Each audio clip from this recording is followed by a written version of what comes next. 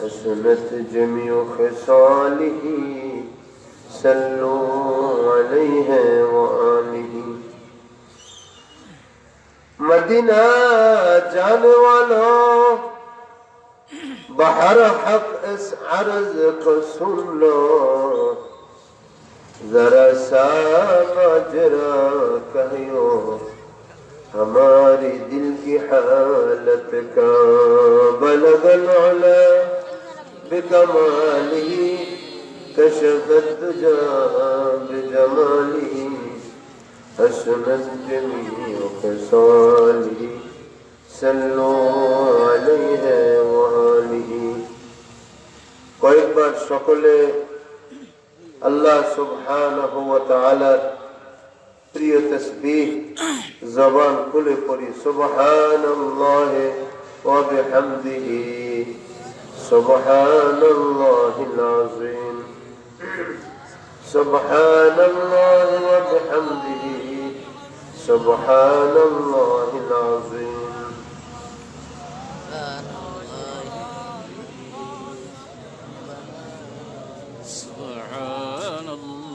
سبحان الله وبحمده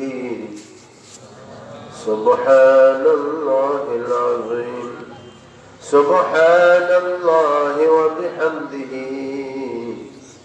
سبحان الله العظيم سبحان الله وبحمده سبحان الله العظيم لا إله إلا الله محمد رسول الله صلى الله عليه وسلم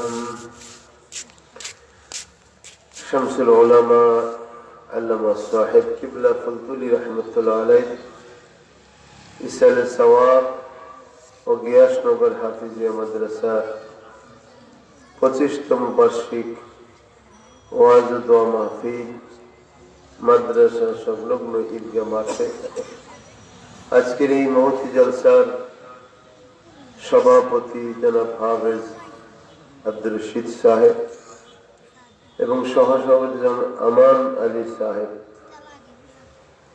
আজকের মাহফিলের প্রধান অতিথি আল্লামা সাহেব কিবলা ফুলতুলি রহমতুল্লাহ আলাইহ সুযোগ্য নাতি হযরত মাওলানা मर्जन अहमद चौधरी साहेब फुलसुली हजरत उलमा किराम मदरसार हाफिज साहेब हुजूर এলাকার গণ্যমান্য ব্যক্তিবর্গ দিন প্রিয় ইমান প্রিয় ওলিদের মুহিব্বিন আল্লাহ পাকের বান্দা পর্দার আলে আল্লাহ তাআলার বান্দিগণ মাদ্রাসার হাফিজ ছাত্র সর্বোপরি আশিকানে খোদাবন্দি আশিকানে মুস্তাফা আসসালামু আলাইকুম ওয়া রাহমাতুল্লাহি ওয়া বারাকাতুহু আল্লাহ পাকের দরবারে অগণিত শুকর ও সুজুদ আদায় করছি যে আল্লাহ তাআলা আমাদের সকলকে একটা অনুকূল পরিবেশে না শীত না ঠান্ডা এশার নামাজ পড়ে ঈদগাহ মাঠে এত সুন্দর একটা পরিবেশে ওয়াজ ও দোয়ার মাহফিলে সমবেত হওয়ার আল্লাহ পাক তৌফিক দান করেছেন সকলে শুকর আদায় করে আওয়াজ দিয়ে বলি আলহামদুলিল্লাহ আল্লাহ তাআলা আমাদের উপস্থিতিকে নাজাতের ওসিলা করে দেন সকলে বলি আমিন সত্যি আমরা ভাগ্যবান যে আমরা এমন একটা মাহফিলে শরীক হয়েছি যেখানে আমাদের পীর মুর্শিদ আল্লামা সাহেব কিবলা ফুলতুলি রহমতুল্লাহ আলাইহ ইয়াদেগারে হইতেছে আল্লাহর ওলিদের স্মরণে যদি কোনো প্রোগ্রাম হয় মাহফিল হয় সেটা গুনাহের কাফারা হয়ে যায় সুবহানাল্লাহ হাদিসের মধ্যে এসেছে যিকরুল আম্বিয়া ইবাদাতুন যিকরুল আউলিয়ায়ে কাফফারাতুন, নবীদের আলোচনা করা ইবাদত, ওলিদের আলোচনা করা গুনাহের কাফফারা। সুবহানাল্লাহ, আলহামদুলিল্লাহ। আল্লাহর ওলিকে আপনারা মুহাব্বত করেন, আমরা মুহাব্বত করি, করি কি করি না? আল্লাহর ওলিকে মুহাব্বত করলে আল্লাহ রসুলের মুহাব্বত পাওয়া যায়। আল্লাহ রসুলের মুহাব্বত পেলে আল্লাহ পাকের হওয়া যায়। আলহামদুলিল্লাহ। এই জন্য রসুল করিম সাল্লাল্লাহু আলাইহি ওয়াসাল্লাম শিখিয়েছেন, বলেছেন, আদিবু আওলাদাকুম, আল্লিমু আওলাদাকুম আলা সিরাতিন নবী, আলা আখলাকিন নবী। তোমরা তোমাদের সন্তানদেরকে নবীর আখলাকে তালিম দাও। তো নবীর আখলাক আমরা তো নবী দেখিনি, কি দেখেছি? দেখিনি। তাইলে আমরা কাদের দেখেছি? নবীর ওয়ারিসদের দেখেছি। নবীর ওয়ারিসদেরকে দেখা মানে নবী দেখা। সুবহানাল্লাহ। আল্লাহ রাসূল তো নির্দেশ দিয়েছেন যে সন্তানদেরকে নবীর আখলাকে তালিম দাও, নবীর আখলাকে গড়ে তোলো। আমরা তো নবী দেখি নেই, তাহলে আমরা ওলি দেখেছি। ওলির দেখা, ওলির জবানে শোনা, নবীজির আখলাকি আমাদের সন্তানদেরকে আমরা শিক্ষা দিব, আমরা শিক্ষা গ্রহণ করব। তাহলে রাসূলের পাকের হাদিস সত্য হবে। আর এটা হলে কি হবে? আমরা আল্লাহ রাসূলের আদর্শে আমরা নিজেরাও থাকতে পারবো, আমাদের সন্তানদেরকে গড়ে তুলতে পারবো ইনশাআল্লাহ। এজন্যই প্রতি বছর মাহফিল হয়, আল্লাহর ওলি ইসালে সওয়াবের উদ্দেশ্যে দোয়া হয়, এবং মাদ্রাসার বাৎসরিক মাহফিল। গত বছর অবশ্য আসতে পারছি কিনা আমার জানা নেই, এর আগে 2-1 বার এসেছি এখানে। আল্লাহ তাআলা আবার এই বছরের জন্য কবুল করেছেন। আমি হাবিব সাহেব হুজুরের প্রতি কৃতজ্ঞতা প্রকাশ করছি, যিনি আমাকে দাওয়াত করে আপনাদের সাথে মিলিত হওয়ার জন্য সুযোগ করে দিয়েছেন। আল্লাহ তাআলা মাদ্রাসা কমিটি, হাবিব সাহেব হুজুর এবং এলাকাবাসীকে এর জন্য উত্তম প্রতিদান দান করুক, সকলে বলি আমিন। হাজিরিন, আজকে এমন একটা সময় আমরা ওয়াজ শোনার জন্য বসেছি যখন সারা পৃথিবীতে করোনা ভাইরাসে সারা পৃথিবীর মানুষ এখন আতঙ্কিত। আপনারা শুনেছেন কিনা যেমন এক ভাইরাস দেখা দিয়েছে যে এখন পর্যন্ত অনেক লোক এই ভাইরাসে মারা গেছে, কিন্তু ওরা বের করতে পারছে না যে এই ভাইরাসটার উৎপত্তি কোথায়। আল্লাহ তাআলার আযাব গজব যখন আসে তখন উৎপত্তি কি এটা মানুষ খুঁজে পায় না। চীনেরা উইঘরের মুসলমানদেরকে এত নির্যাতন করেছে যেটা ইতিহাস যদি লেখা হয় কয়েক লক্ষ পৃষ্ঠা হয়।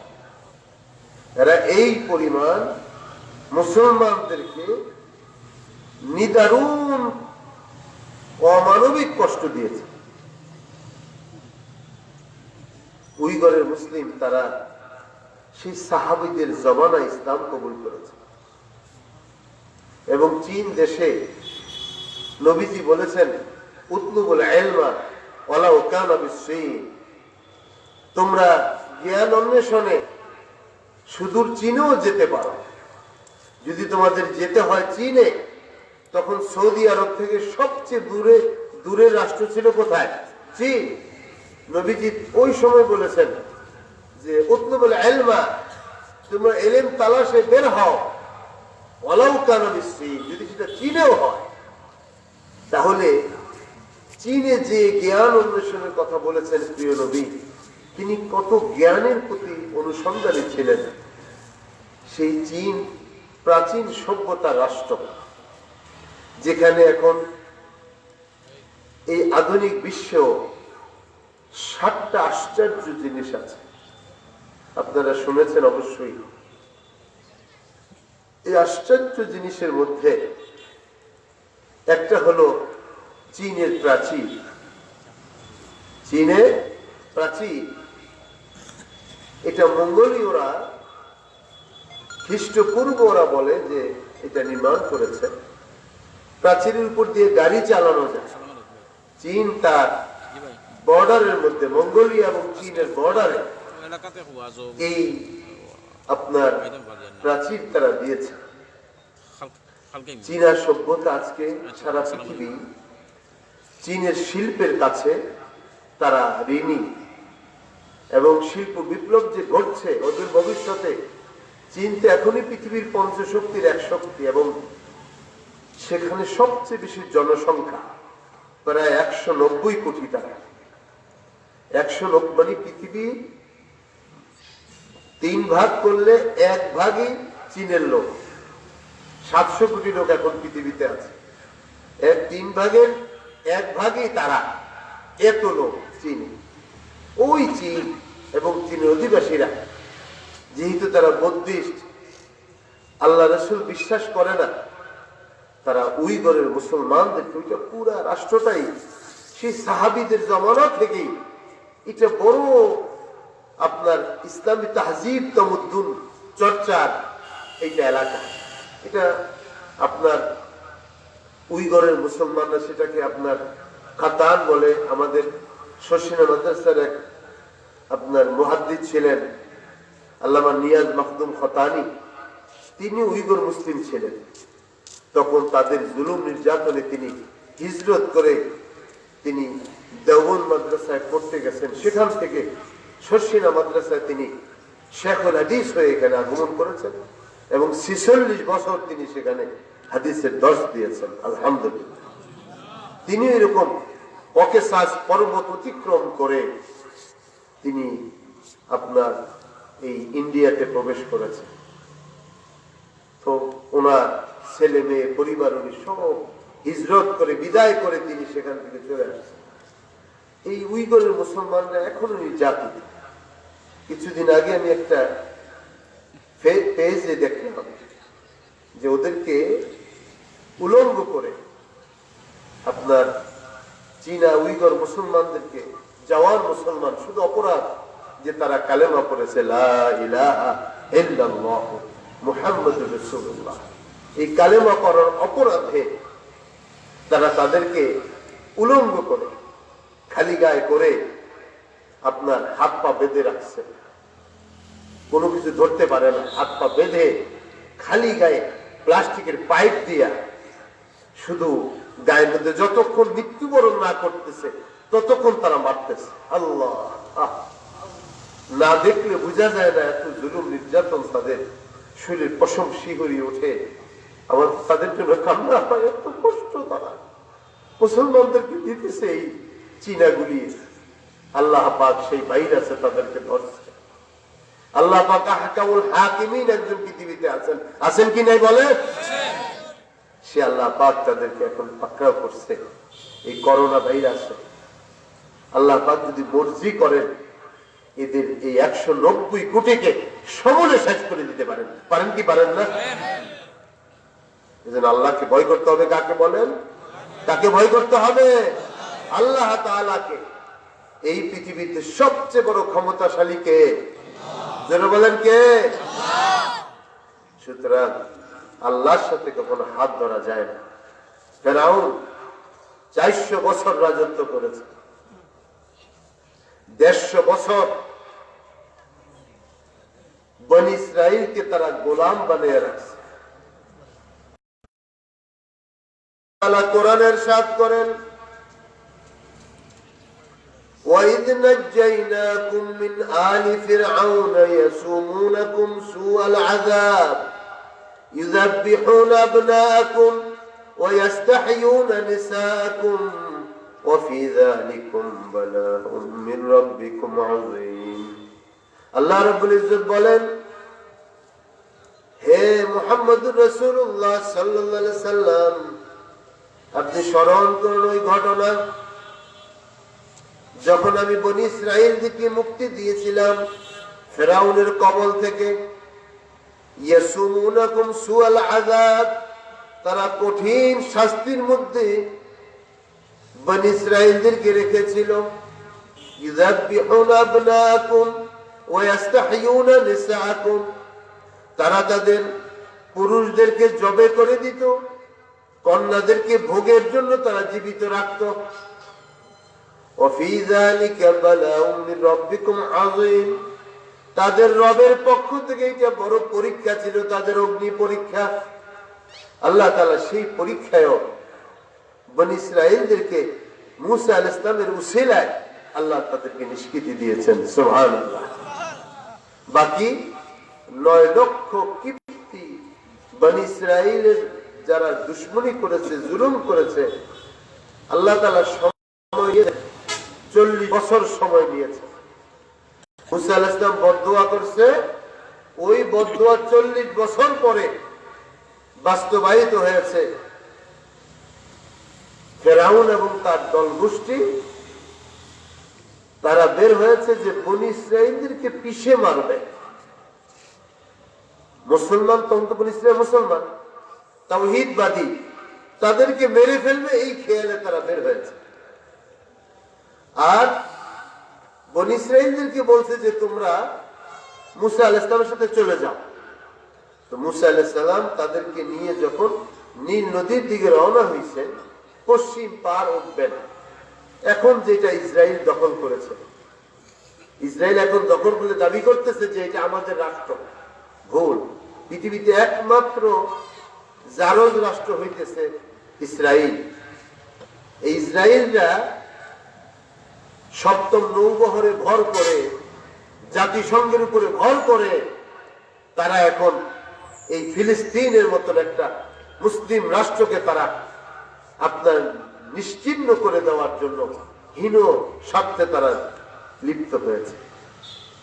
ওই পশ্চিম তীর, গাজা, রামাল্লাহ এসব এলাকা মুসলিম অধ্যুষিত এলাকা, ওইখানে তারা বসতি স্থাপন করে মুসলমানদেরকে পাখির মতো শিকার করতেছে। বনী ইসরাঈলরা যখন হযরতে মূসা আলাইহিস সালামের নেতৃত্বে ওই পার উঠে গেলেন, ফেরাউন এসে দেখলো যে বিশাল জেলা ডিস্ট্রিক্ট বোর্ডের রাস্তা। আল্লাহ পাক মূসা আলাইহিস সালামকে ওনার লাঠির দ্বারা মুজিজা প্রকাশ করলেন। 12টা রাস্তা হয়ে গেল, সব ওই পার ঘোড়া দৌড়ে চলে গেল। সুবহানাল্লাহ। ওই পার যখন মূসা আলাইহিস সালাম এবং তার সম্প্রদায় বনী ইসরাঈল উঠে গেলেন, ফেরাউন মনে করলো এটা তো ডিস্ট্রিক্ট বোর্ডের রাস্তা, আমরাও নেমে পড়ি। মূসা আলাইহিস সালামের জন্য আল্লাহর হুকুমে পানি ওনার লাঠির আঘাতের রাস্তা হয়ে গেছে। ফেরাউনের জন্য কি রাস্তা হবে? কি বলেন, হবে? ফেরাউন যখন পানির মাঝামাঝি চলে গেছেন, আল্লাহ পাক মূসা আলাইহিস সালামকে বললেন, মূসা গো, আপনি আপনার লাঠি তুলে ফেলেন। মূসা নবী যখন লাঠি তুলে ফেললেন, সাথে সাথে পানি মিলে গেল। তারা 9 লক্ষ বনী ইসরাঈলের দুশমন, ফেরাউনের সঙ্গী কিপ্তি 9 লক্ষ একসাথে পানির নিচে নিশ্চিহ্ন হয়ে গেল। আল্লাহু আকবার বলেন, আল্লাহু আকবার। 9 লক্ষ একসাথে পানির নিচে চলে গেছে। এটা কে করছেন? জোরে বলেন, কে করছেন? সে আল্লাহ পাক এখন আছে কি না? উনি করোনা ভাইরাস দিচ্ছেন এদেরকে।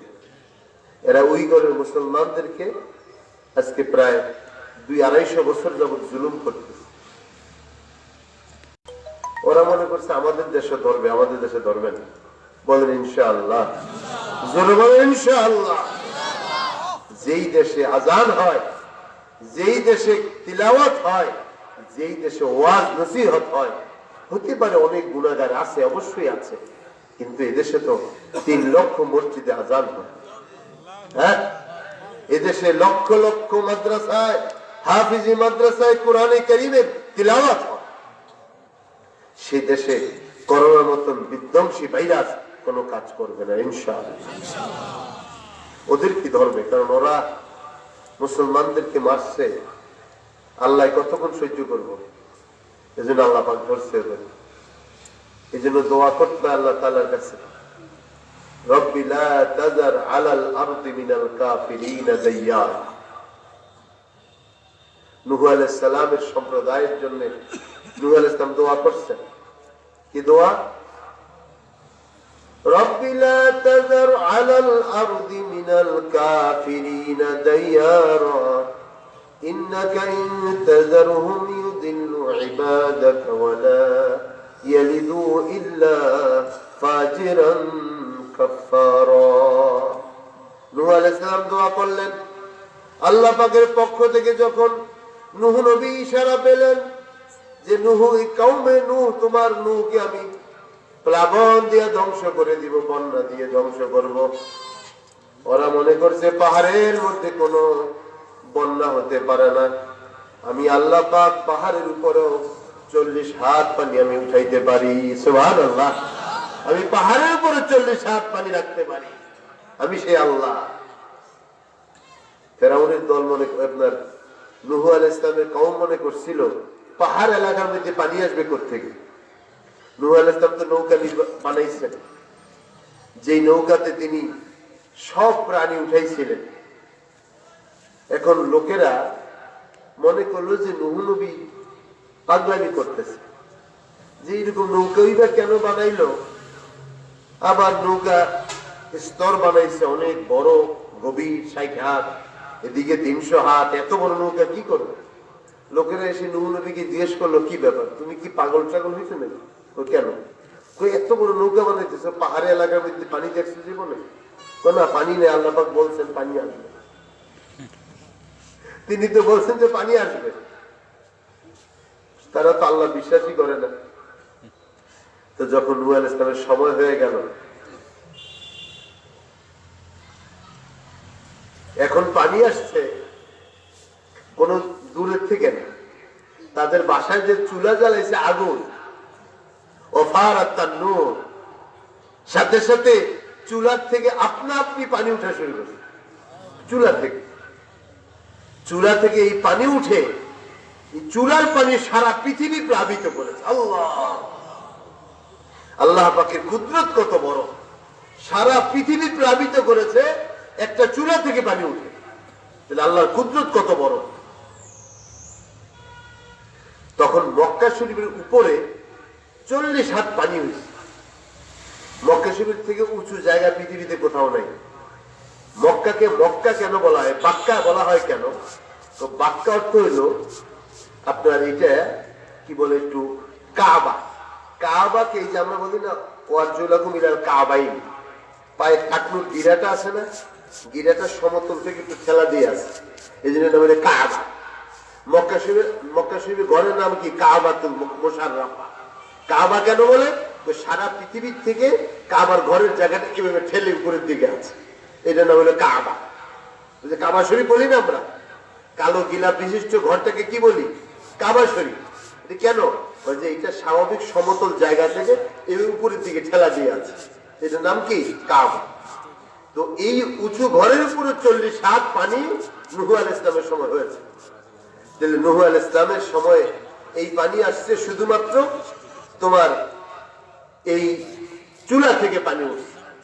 তাহলে আল্লাহ রাব্বুল ইজ্জতুল জালালের জন্য সেই আপনার কুশিয়ারা নদী আর এরকম গোমতী নদী, এরকম গঙ্গা নদী, এগুলির থেকে পানি আনার দরকার হয় না। আল্লাহ পাক ইচ্ছা করলে এখান থেকে পানি উঠাইতে পারেন না? পারেন না? তো সে মহান আল্লাহ সুবহানাহু ওয়া তাআলা নূহ আলাইহিস সালামের পুরা কওমকে এই পানিতে ডুবাইয়া দিয়েছেন। একটা প্রাণীও পৃথিবীতে রয় নাই। শুধু নূহ আলাইহিস সালামের সাথে নৌকায় যারা ছিলেন তারাই পৃথিবীর মানুষ। এই জন্য নূহ আলাইহিস সালামকে দ্বিতীয় আদমও বলা হয়। সুবহানাল্লাহ। হযরত নূহ আলাইহিস সালাম 950 বছর কওমের কাছে দ্বীনের দাওয়াত দিয়েছেন। কোরআনে পাকে আল্লাহ পাক সেটা কোট করে আমাদের জন্য প্রেরণ করেছেন। তিনি বলেন, রব্বি ইন্নী কওমি ইন্নী দাউতু কওমি লাইলান ওয়া নাহারা। আয় আল্লাহ, আমি আমার কওমকে দিন রাতে আপনার কথা আহ্বান করেছি। আমি তাদেরকে যখন আহ্বান করেছি, জাআলু আসাবিআহুম ফি আযানিহিম, তারা তাদের 2টা আঙ্গুল কানের মধ্যে ঢুকায় দিছে। আমার কথা তারা শুনে নাই। আমি অনেক তাদেরকে আহ্বান করেছি। নূহ নবীকে তারা মারতে মারতে রাস্তার কিনারে কম্বল দিয়ে ধুয়ে যেত, রেখে যেত, বুঝি মরে গেছে। আল্লাহ পাক আবার তাকে জীবন দিতেন, আবার তিনি যাইয়া কাউমকে আহ্বান করতেন। এইভাবে 950 বছর কাউমকে দাওয়াত দেওয়ার পরে আল্লাহ পাক ইশারা করলেন, হে নূহ, তোমার কাউম হেদায়েত পাবে না। তখন নূহ আলাইহিস সালাম হাত তুললেন, রব্বিলা তাযার আলাল আরদি মিনাল কাফিরিনা দাইয়ারা। আয় আল্লাহ, আপনি জমিনে একটা কাফেরেরও ঘর বাকি রাখবেন না। ইন্নাকা ইন তাযারহুম ইউদিল্লু ইবাদাকা ওয়া লা ইয়ালিদু ইল্লা ফাজিরান কাফারা। আল্লাহ তাআলার কাছে নূহ নবী বললেন, আল্লাহ গো, একটা ঘর যদি বাকি রাখেন, এদের থেকে গোমরা কাফের মুশরিক পয়দা হবে, এরা জমিনে ফিতনা করবে। আল্লাহ তাআলা নূহ নবীর দোয়া কবুল করে সমস্ত কওমে নূহকে তিনি প্লাবিত করে ধ্বংস করে দিলেন। এই ইতিহাস আমাদের সামনে আছে না নাই? আল্লাহ সুবহানাহু ওয়া তাআলা আদ জাতিকে, সামুদ জাতিকে আল্লাহ পাক এইভাবে ধ্বংস করে দিয়েছেন। তেমনি ভাবে এখনো পৃথিবীতে যারা মুসলমানদেরকে জুলুম নির্যাতন করে, যুগে যুগে দেখা গেছে আল্লাহ তাদেরকে ইতিহাসের আস্থা করে নিক্ষেপ করে জমিন থেকে নিশ্চিহ্ন করে দিচ্ছেন। সুবহানাল্লাহ। ওই রকম ঘটনা হইতেছে এখন করোনা ভাইরাস, যেটা চীনকে ধরেছে। আমরা সেই দোয়াই করবো, আল্লাহ কোন কাফেরের ঘর আপনি জমিনে বাকি রাখবেন না। সকলে বলেন আমিন। আল্লাহ তাআলা এই মুসলমানদেরকে জুলুম ও নির্যাতনের প্রতিদান হিসাবে, প্রতিফল হিসাবে এদেরকে যদি চায়নাগুলির যদি আজকে আল্লাহ পাক নির্মূল করিয়া দেন, তো সারা পৃথিবী চোখ দাঁড়ায় যাবে যে হ্যাঁ, মুসলমানদের সাথে ষড়যন্ত্র করে আগানো যাবে না। যতই জাতিসংঘ করে আমরা ষড়যন্ত্রের আপনার জাল বিস্তার করি, একদিন সমস্ত ষড়যন্ত্রের হাত আল্লাহ পাক দুমড়ে মুচড়ে ভেঙে দিবে। দিবে কি দিবে না? এর জন্য করোনা ভাইরাসের ব্যাপারে আমাদের সতর্ক হওয়ার কিছু নেই। আমরা এমনি ভালো আছি। শুনলাম আজকে পত্রিকায় দেখলাম যে ওইখানে ইউনিভার্সিটিতে আমাদের বাংলাদেশি কিছু পড়তো, এবং এরা 350 মতো এগুলির আইনে হাজি ক্যাম্পে খাঁচাই দিচ্ছে। কি 14 দিন পরীক্ষা করবে এদেরকে, 2 সপ্তাহ, যে এদের কি ভাইরাস কিছু হয়েছে কিনা। কিচ্ছু হয় না। মুসলমানের কোনো ভাইরাস নেই, মুসলমানের কোনো ভাইরাস থাকে না। বিসমিল্লাহ বলে খেলে কি সব হজম হয়ে যায়, ঠিক না? ঠিক। আল্লাহ পাক মুসলমানদেরকে যে ইমানি শক্তি দিয়েছেন, যে কালেমার শক্তি দিয়েছেন, কালেমা পড়া মাত্র দুনিয়ার সমস্ত ভাইরাস ভ্যানিশ হয়ে যায়। সুবহানাল্লাহ। কালেমা পড়লে সমস্ত ভাইরাস ভ্যানিশ হয়ে যায়। বিসমিল্লাহ বললে সমস্ত ভাইরাস ভ্যানিশ হয়ে যায়, কিছু থাকে না। কি থাকে না? থাকে না। এজন্য বিসমিল্লাহ বলে খাবেন। খাবার নিয়েছেন বিসমিল্লাহ বলে, পানি খাইতেছেন ডান হাতে খাবেন। রাসূলুল্লাহর সুন্নাত মোতাবেক কাজ করবেন। কখনো কোনো ভাইরাস আপনাকে আমাকে আক্রান্ত করবে না। একবার বার্ড ফ্লু নামে আমাদের দেশে শুরু করছিল না কয়েকদিন। এগুলি শুধুমাত্র আপনার কিছু ওই কি বলে মাস্কওয়ালাদের, মশারিওয়ালাদের, এই বিভিন্ন ডেঙ্গুওয়ালাদের এগুলির লাভ ব্যবসা হয়েছে। আসলে মানুষের কিছু হয় নাই, মানুষের কিছু হয় নাই, ওই ব্যবসায়ীদের কিছু ব্যবসা হয়ে গেছে। ডেঙ্গুর নামে একবার ব্যবসা করলো, মশারি যে কি বেচা গেছে, তখন মানুষ কেউ মশারি কিনতো না, এই ডেঙ্গুর নামে মশারি কিনছে সবাই। তারপর মাস্ক পরে থাকতো কয়দিন, ওইটাও দেখছি ভালোই কারখানা ফ্যাক্টরি হইয়া বেচা কিনা করছে, যাদের লাভ হওয়ার হয়ে গেছে।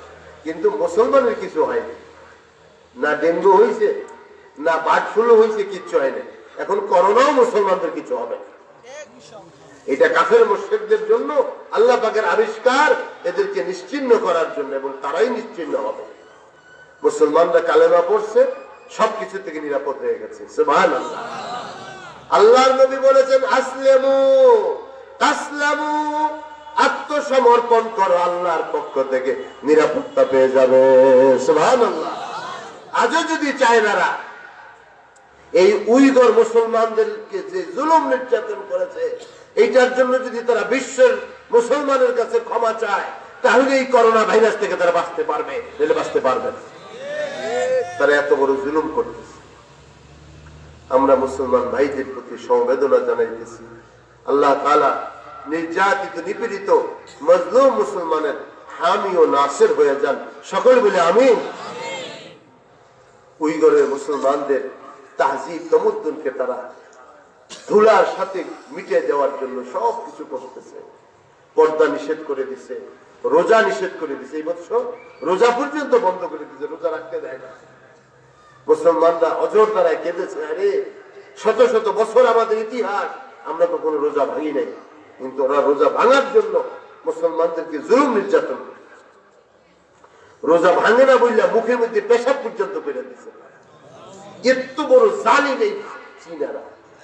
আল্লাহ পাক যে ধরছে, আমার তো খালি মনে কইতেছে যে আল্লাহ পাক এদেরকে শেষ করে দিয়েছে। কারণ এরা মুসলমানদের সাথে এত জুলুম করছে।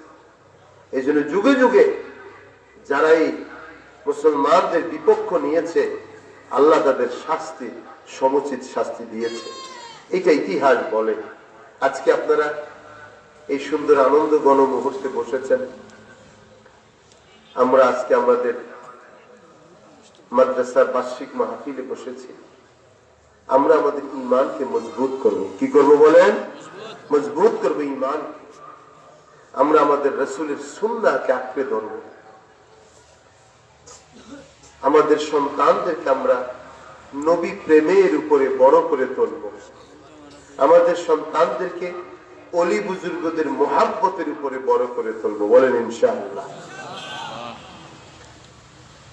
হাদিসের মধ্যে এসেছে, পেয়ারা নবী ইরশাদ করেন, ইয়াতাকারাবুজ জামান, সময় কিন্তু কিয়ামতের আগে সংকীর্ণ হয়ে যাবে, সময় পাওয়া যাবে না।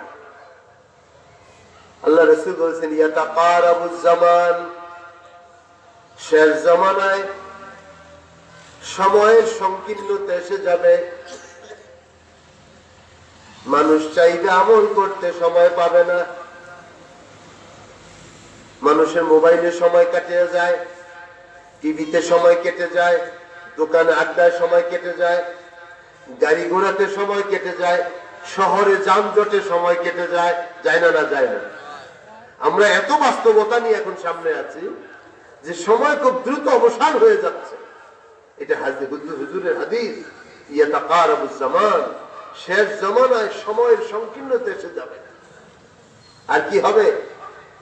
ইউরফাউল ইলমু, জ্ঞান উঠিয়া যাবে। অর্থাৎ কোরআনের চর্চা, কোরআনের হাদিসের চর্চা, অনুশীলন জমিন থেকে উঠিয়া যাবে। আপনি দেখেন এখন যত মাদ্রাসা গুলো আছে, প্রায় মাদ্রাসা থেকে ইলমে নববীর যে ছাত্র গঠন হয়ে বের হতো, এটা এখন বের হয় না। স্কুল কলেজের দিকে মানুষের ঝোঁক বেশি, কেননা মূর্খতা চারিদিকে ছড়ায় পড়বে। ইউরফাউল ইলম, ইলম উঠে যাবে, ইলম থাকবে না।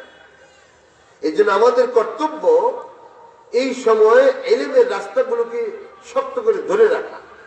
এই যে হাফিজ মাদ্রাসা, এখানে এই মাদ্রাসা যেন আরো গতিশীল হয়, আরো ছাত্র বেশি আসে, তারা কোরআন তেলাওয়াত করে। কারণ যারা কোরআন পড়বে তারা আদর্শ নাগরিক হবে। সুবহানাল্লাহ। কোরআন ছাড়া মানুষ আদর্শ নাগরিক হতে পারে না, আদর্শবান হতে পারে না।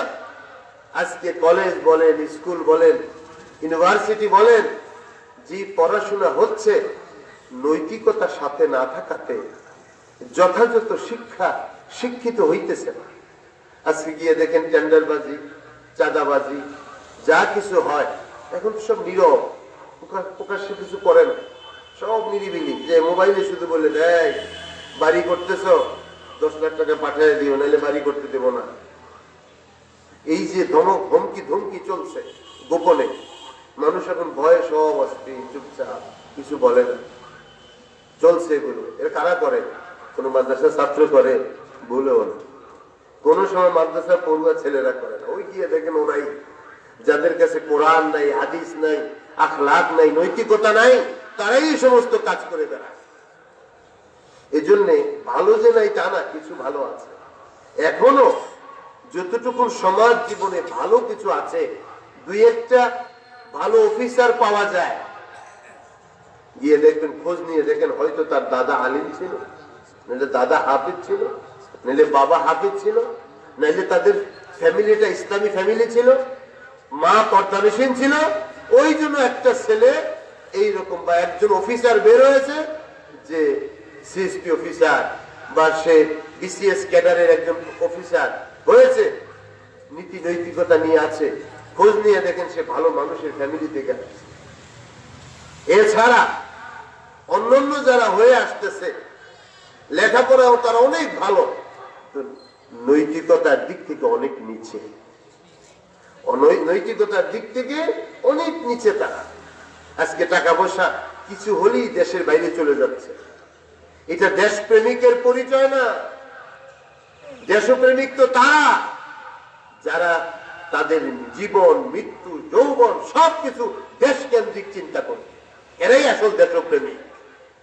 যারা দেশের টাকা কেটে বিদেশে সরাইয়া দেয়, সুইস ব্যাংকে রাখে, সিঙ্গাপুরে রাখে, আমেরিকাতে নিয়ে যায়, লন্ডনে নিয়ে যায়, সেকেন্ড হোম করে মানুষ চেয়েছে, ওরা দেশপ্রেমিক না, ওরা দেশের শত্রু।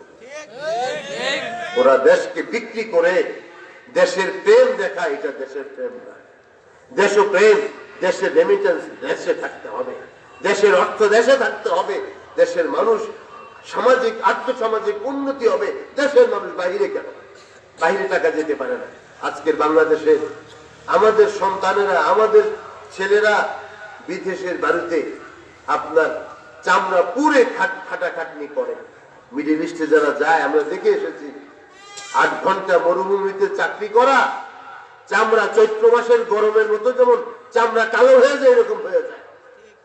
এত কষ্ট করে সেখান থেকে দিনার, দিরহাম, রিয়াল আমাদের দেশে পাঠায়, আর আমাদের দেশের চোরেরা সব দেশের টাকা বাইরে পাঠায়।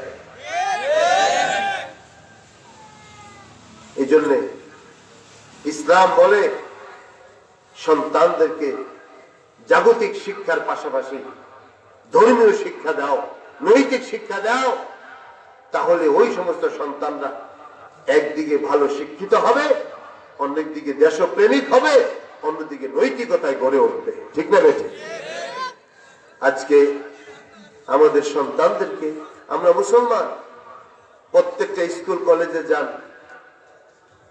বিভিন্ন সময়ে আপনার আগে কিন্তু এত হইতো না, এখন পূজার দিনে বিভিন্ন আপনার এদের অমুসলমানদের কালচার যেগুলো, ওগুলোর দিনে সকলকে অ্যাটেন্ড করার জন্য বাধ্য করা হইতেছে, থাকতে হইতেছে। কিন্তু আগে এরকম ছিল না, মুসলমানদেরকে অন্যদিকে ডাইভার্ট করা হচ্ছে। এই জন্য আমি আজকে বলবো, ওয়াজ নসিহত অনেক আমরা শুনেছি, আমাদের প্রস্তুতির সময় এসেছে। আমরা যেন আমাদের ধর্মকে নষ্ট করে না ফেলি, আমাদের ইসলামের তাহজিব তামুদ্দুনকে যেন নষ্ট করে না ফেলি। আসুন, রাসূলুল্লাহ সাল্লাল্লাহু আলাইহি ওয়াসাল্লাম বলেছেন যে জ্ঞান উঠে যাবে, মূর্খতা বেড়ে যাবে। শেষ জমানা, আমরা শেষ জমানা করতে চাই না। আমরা চাই যে আমাদের মধ্যে আরো ধর্ম, আরো দিন এটা বেঁচে থাকে। আজকে পৃথিবীতে, বিশেষ করে বাংলাদেশে, যতটুকু দিন, ধর্ম, যতটুকু মানুষের মধ্যে সত্যবাদিতা, মানুষের মধ্যে সহানুভূতি, সহমর্মিতা, যতটুকু ভালো আমরা চিন্তা করছি, অতটুকু এই মাদ্রাসা শিক্ষা শিক্ষিতদের কারণে, আলিম ওলামাদের কারণে, পীর অলি বুজুর্গের কারণে, আল্লামা সাহেব কিবলা ফুলতলির মতন মহান ব্যক্তিদের কারণেই আমাদের দেশে বাকি আছে। ঠিক না বেটি? এই জন্যে তাদের পথে আমাদের চলতে হবে। আমাদের সন্তানদেরকে আমরা যদিও দুনিয়াবী শিক্ষা শিক্ষিত করব, কিন্তু পারিবারিক শিক্ষার জন্য আগে দেই। তাদেরকে কোরআনের তিলাওয়াতের শিক্ষা, বুনিয়াদি তালিম আমরা যেন অবশ্যই দেই। তাদের বাসায় যেন তারা অবশ্যই কোরআনের তিলাওয়াত শিখে। এই জন্য দারুল কিরাআতে যদি যেতে হয় যাব, হিফজ মাদ্রাসায় পড়ার দরকার করব। প্রথম মক্তব পর্যায়ের যে পড়া, এইটা যেন আমরা পূর্ণভাবে পড়ি, এটা আমাদের খেয়াল রাখতে হবে। কি রাখতে হবে কি না? আসুন, আল্লাহ রাসূল সাল্লাল্লাহু আলাইহি ওয়াসাল্লাম ইরশাদ করেন, ইয়াকসুরুল জাহালু, মূর্খতা বেড়ে যাবে, ইয়াকসুরু খামা শুরবুল খামর, মানুষের মধ্যে মদ্যপান বেড়ে যাবে। বলবেন মদ কিভাবে খায়? বাজারে পানীয় নামে দেখবেন বহু মদ এসে গেছে, স্পিরিট, শক্তি, মুসি, গন্ধে খাওয়া যায় না। একজনে খাইতেছে 10 হাত দূরের থেকে গন্ধ আসে, আছে না নাই? আল্লাহ নবী বলেছেন যে সমস্ত পানীয় তোমাকে মাথা বিগড়ে দেয় এগুলো হারাম। কুল্লু মুস্কারিন হারাম, যে সমস্ত আপনার পানীয় তোমার মাথা বিগড়ে দেয় এটা হারাম। যেগুলো তোমাদের মধ্যে শরীরের মধ্যে অন্যরকম শক্তি সঞ্চার করে এটা হারাম, এগুলি খাইতে যাইও না। আজকে মুসলমান পানীয়র নামে মদ পান করতেছে, সামনের দিকে আরো বেশি আসতেছে। তুরস্কে শুনলাম সেখানে মদের দাম পানির দামের চেয়ে কম, নাউজুবিল্লাহ। এখন তো মুসলমান রাষ্ট্রের দোকান চেষ্টা করে যাচ্ছে।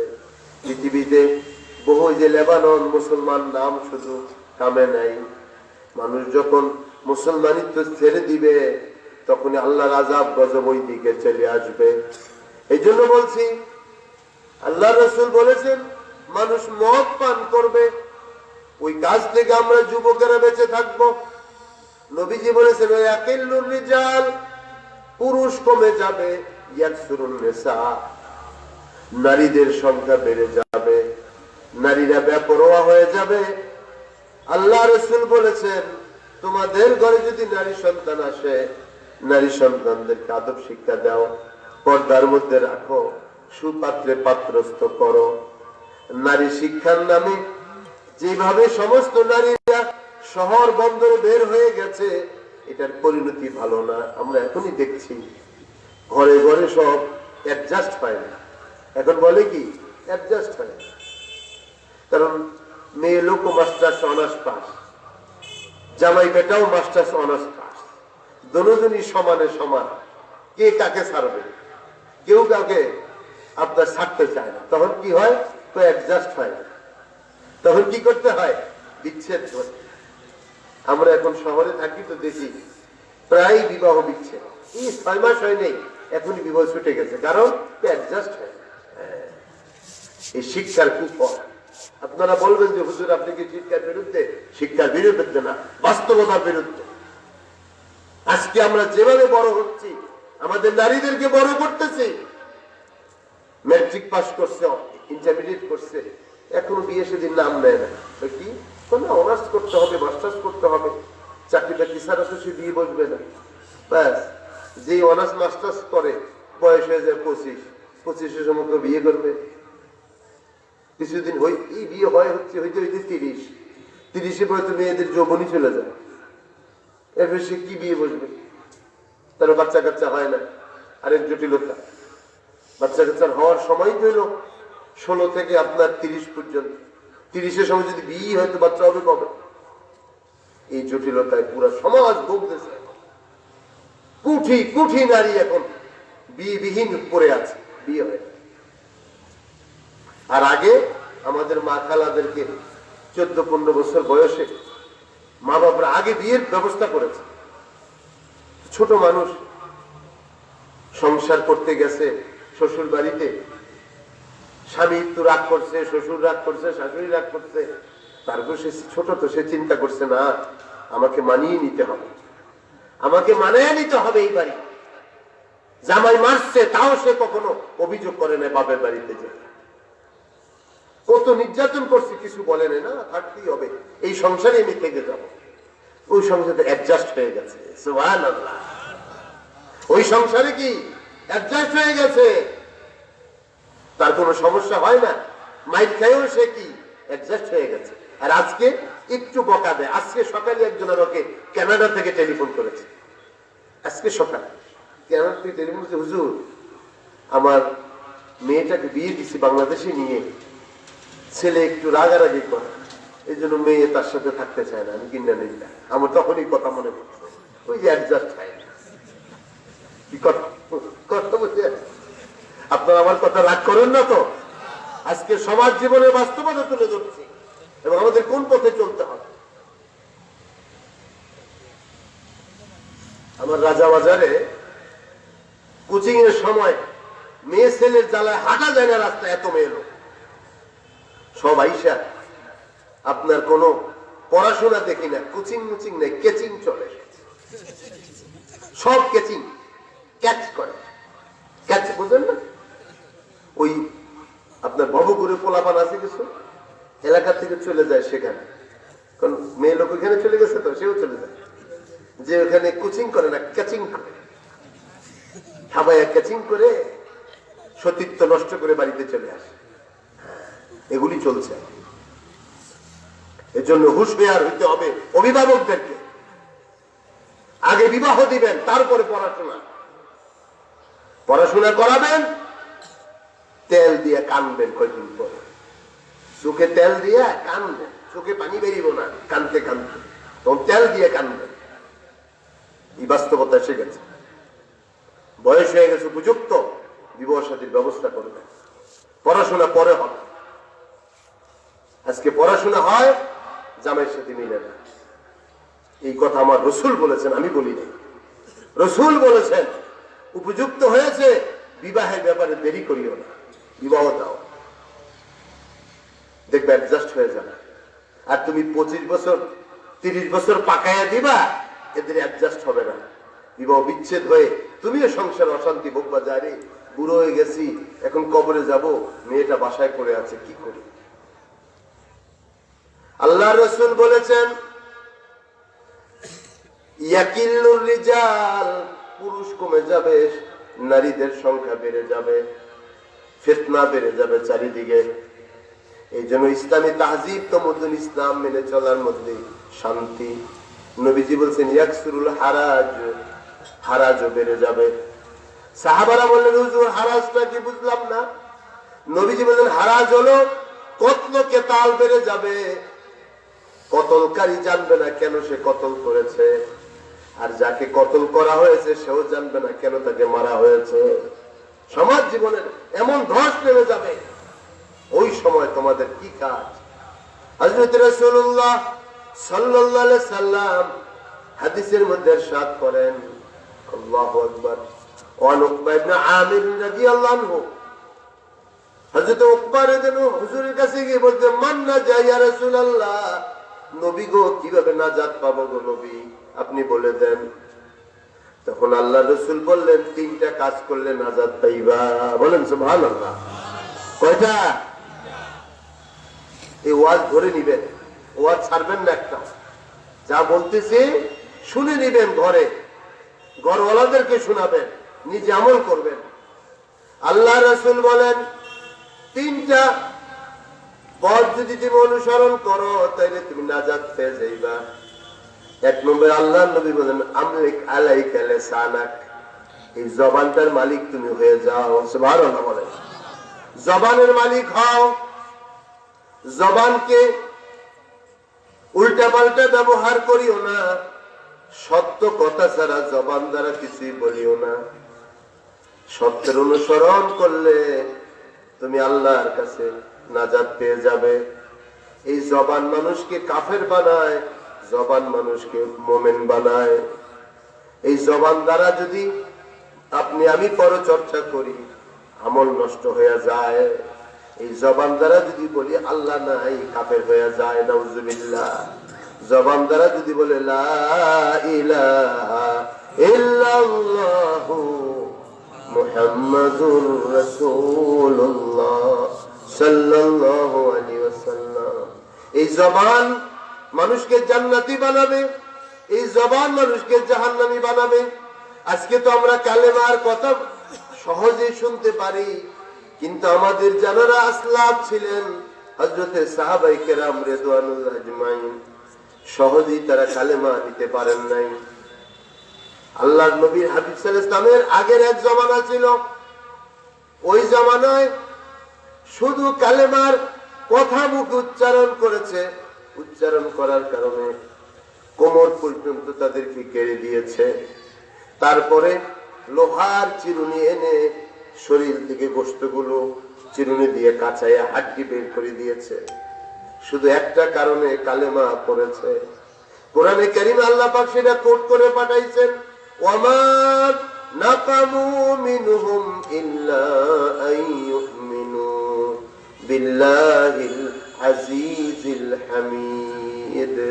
আল্লাহ পাক বলেন তারা প্রতিশোধ নেয় নাই, এই জন্যই প্রতিশোধ নিয়েছে যে তারা আল্লাহর উপর ঈমান এনেছে, পড়েছে লা ইলাহা ইল্লাল্লাহ, লা ইলাহা ইল্লাল্লাহ, লা ইলাহা ইল্লাল্লাহ, লা ইলাহা, লা ইলাহা ইল্লাল্লাহ মুহাম্মাদুর রাসূলুল্লাহ সাল্লাল্লাহু আলাইহি ওয়াসাল্লাম। কালিমা পড়ার অপরাধে তাদের উপরে জুলুম নির্যাতন হয়েছে। আমরা তো বড় শান্তিপূর্ণভাবে কালেমা পড়লাম, শান্তিপূর্ণ জায়গায় বসে কোরআন হাদিসের কথা শুনলাম। পৃথিবীর বহু রাষ্ট্রে গিয়েছি, এইভাবে বসে শান্তিপূর্ণভাবে ওয়াজ শোনার কোনো ব্যবস্থা নাই। সিঙ্গাপুরে গিয়ে দেখলাম মসজিদে মাইক ব্যবহার করতে দেয় না, বাইরে, ভিতরে সাউন্ড বক্স আছে, বাহিরে দেয় না। মালয়েশিয়াতে গিয়ে দেখলাম এত বড় বড় মসজিদ মুসল্লি ছাড়া। আল্লাহ তাআলা আমাদেরকে এত দয়া করছেন, এই দেশে এত শান্তির সহিত আমরা ইসলাম পালন করে যাইতেছি, ধর্ম পালন করতেছি, কেউ বাধা দেয় না। এটার কারণ হলো এই দেশে আল্লাহর ওলি বুজুর্গদের আগমন বেশি হয়েছে। সুবহানাল্লাহ। শাহজালাল মুজাদ্দিদ ইয়ামানি 360 ওলি, আমার ফুলতলি সাহেব কেবলা হুজুর জৌনপুর খানদান, ফুরফুরা শর্ষিনা খানদান, ওনারা আসার কারণে মানুষের মধ্যে পীর ওলি বুজুর্গদের প্রতি ভক্তি শ্রদ্ধার কারণে আল্লাহ পাক এই জমিনকে আমলের জন্য উর্বর করে দিয়েছেন। সুবহানাল্লাহ। এই জন্য হাজিরিন, সাহাবায়ে কেরাম এত কষ্ট করেছেন। দুই একটি ঘটনা শুনলে বুঝতে পারবেন যে আমরা কত নিয়ামতের মধ্যে রয়েছি। আল্লাহ রাসূল সাল্লাল্লাহু আলাইহি সাল্লাম যখন ইসলামের প্রথম দাওয়াত দিতেছিলেন, কাফের মুশরিকরা মুসলমানদেরকে এত বেশি জুলুম নির্যাতন করত, নবীজির সাথে কেউ দিনের বেলা দেখা করতে পারতেন না। রাতের গভীরে হযরতে দারে আরকাম রাদিয়াল্লাহু বাড়িতে নবীজি রাতের বেলায় নবীর সাথে সাহাবারা দেখা করতেন।